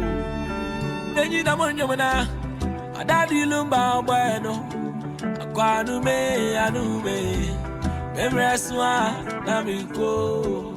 You may baby, I mean, when you Number 2.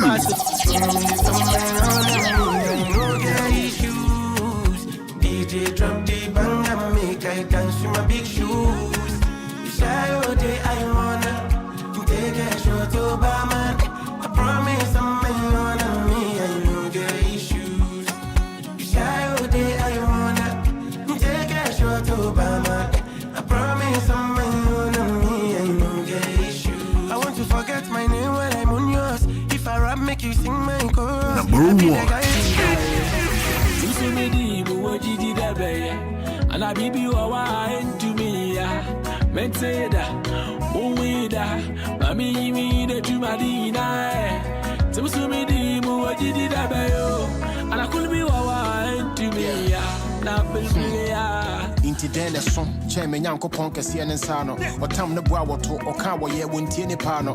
Papa kai womba, minim sa one ye be crano, then ye medi, into me bompaya, minim sankano, ejina was so into. This is the Channel 1 Countdown.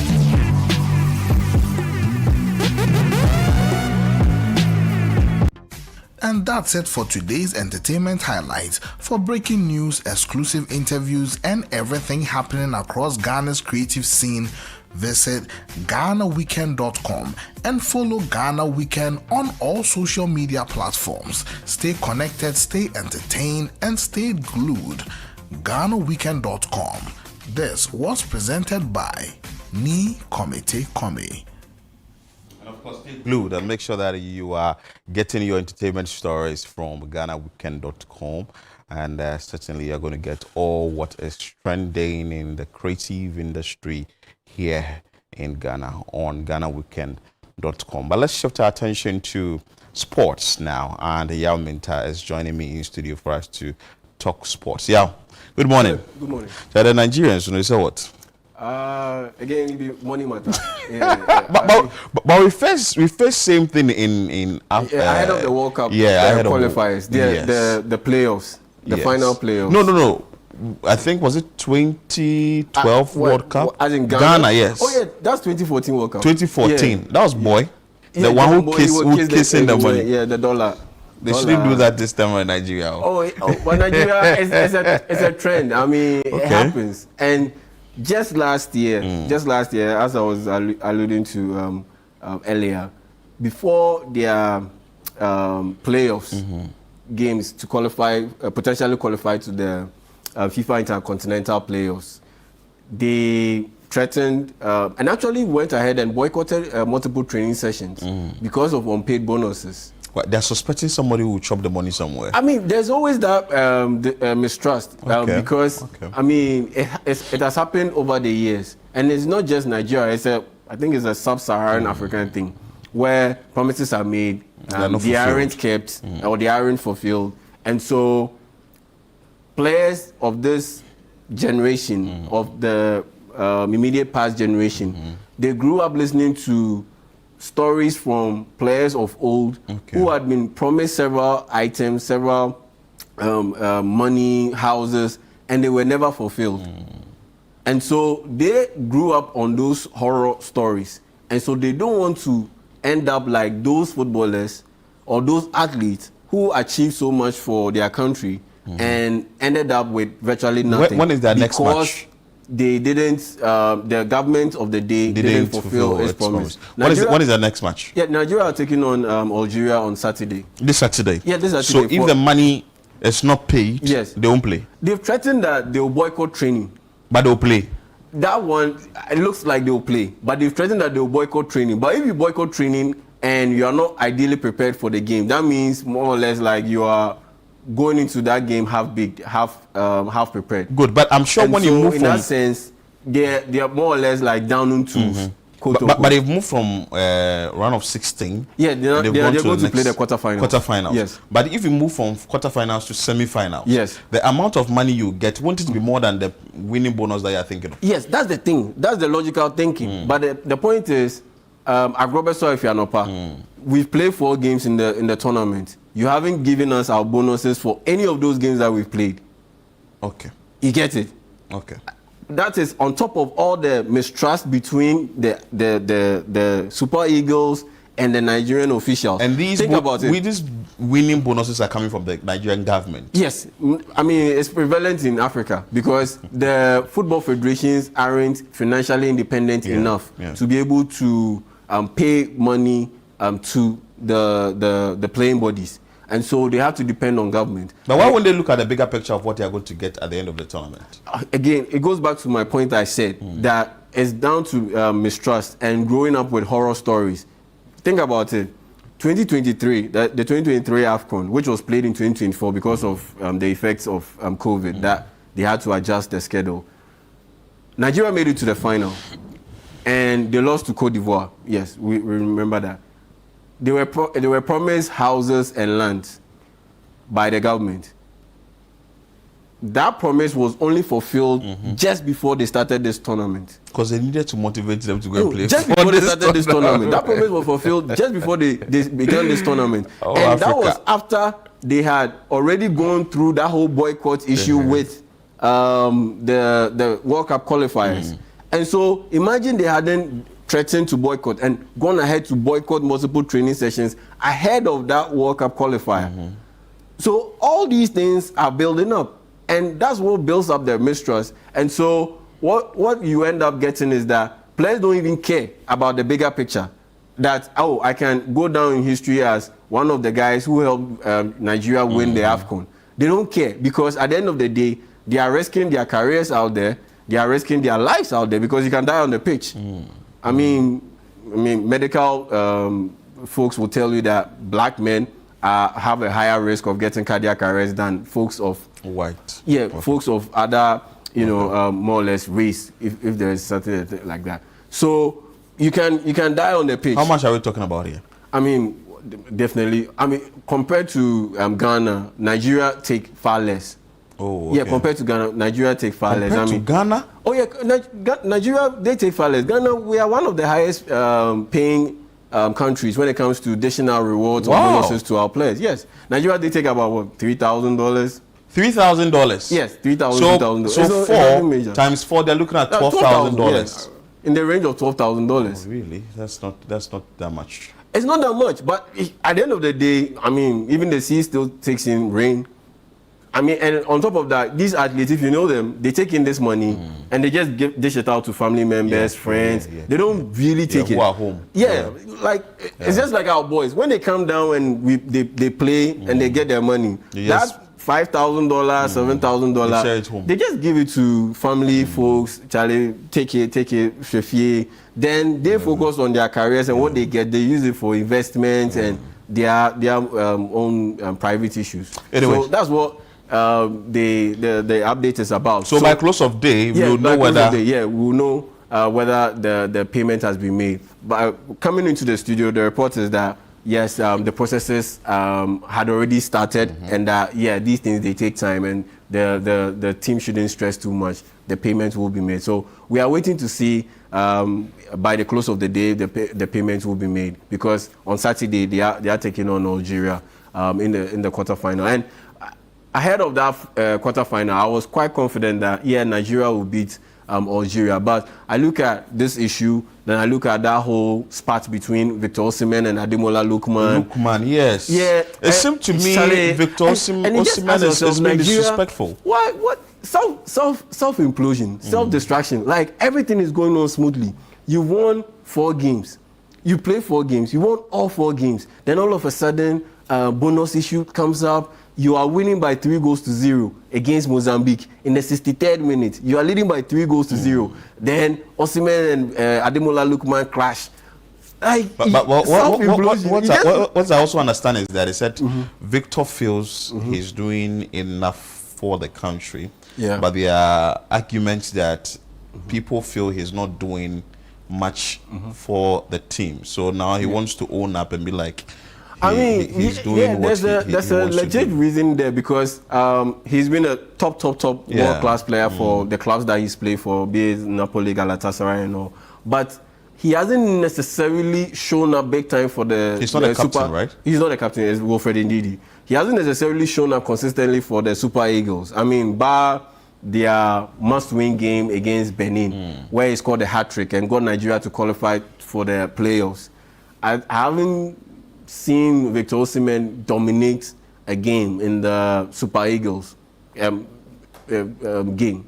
For a game with the Super Eagles playing. But you've been with the sports team. Have you been able to tap in the Nigerian camp to see what really is the issue between Lookman and Osimhen? Well, the thing is, there is no issue. It's just that Victor Osimhen is a very intense guy. He's very competitive. He wants to win. He wants to score as many goals as he can.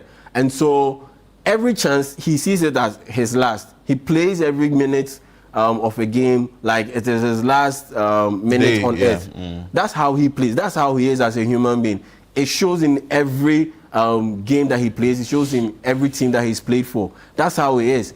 The issue regarding that incident that I had with Victor Osimhen was that after that incident, he didn't join the team huddle. After they won, he didn't join the team huddle. He walked straight to the dressing room, changed, and went straight to the team bus. He walked past the journalists in the mix zone, didn't talk to anybody, and I think he acknowledged just one journalist that he's cool with. And even with that, he didn't talk to him. He just said, "Yo, Charlie, what's up?" He just dabbed him up and went straight to the team bus. And that was it. Like, that is too much. In that situation, you are going beyond the borders of intensity. Yes, you can be intense. In the heat of the moment, Charlie, I blast you, you blast me. We talk all the nonsense what really brought about that blasting? Is it that maybe he didn't give him pass, or he didn't? Thank you. He didn't create a chance for him to score something. Didn't give the ball to him. He felt that he was in a better position. Ademola Lookman didn't give him the pass. And if you read the lips of Ademola Lookman and Victor Osimhen while they were in that verbal spat, Osimhen told Ademola Lookman, no try that thing again. And Ademola Lookman was telling him, bro, you have scored 2 goals, chill. But you see, it's a teamwork. Yes. Regardless, if Victor has scored 200 goals and he's in a position that he can score, why don't you give the ball to him? Exactly. So he was pissed, and rightly so. Yes, you are pissed. No problem. I have no problem with that. But where I have a problem with Victor Osimhen is that after that incident, you signaled to the bench that either take him off or take Ademola Lookman off. Then he started walking on the pitch. He wasn't participating in anything. He was just relaxed, like nonchalant. He didn't care. Then he signaled to the bench that change me. Oh, really? Yeah. He signaled to the bench that change me. A friend caught that on video and he posted it on X. He signaled to the bench that change me. And then the coach duly changed him. Well, he has power over the coach. I wouldn't say so. Or his pocket is deep. Oh, no. So he changed him. He went to the bench. Then he started. Look, it happened in the 65th, 67th minute. You go to the bench. The game ended in the 90th minute. You had all that time to just blow off your steam and chill. And he still was pissed to the extent that after the team won, he didn't join the team in the huddle to celebrate the win. He went straight to the dressing room. He changed and he walked past the journalists in the mix zone and went to the team bus. That is too much. That is no intensity. That is you not being able to read the room and not he's taking properly. Things too personal. Yeah, yes. Yeah, but at some point you have to be professional. That's the thing. And so for me, that's the big thing with Nigeria. So many controversies with Nigeria. You just have to just sit back because you know that something will always happen with Nigeria. But they will need to do their homework well. Well, now DR Congo has been DR Congo, Algeria. That Algeria will meet in Nigeria on Saturday. Algeria beat DR Congo in the round of 16 stage. And the man you see behind me, yes, Michel Nkuga. He has become a celebrity overnight because of his. Oh, he has another name.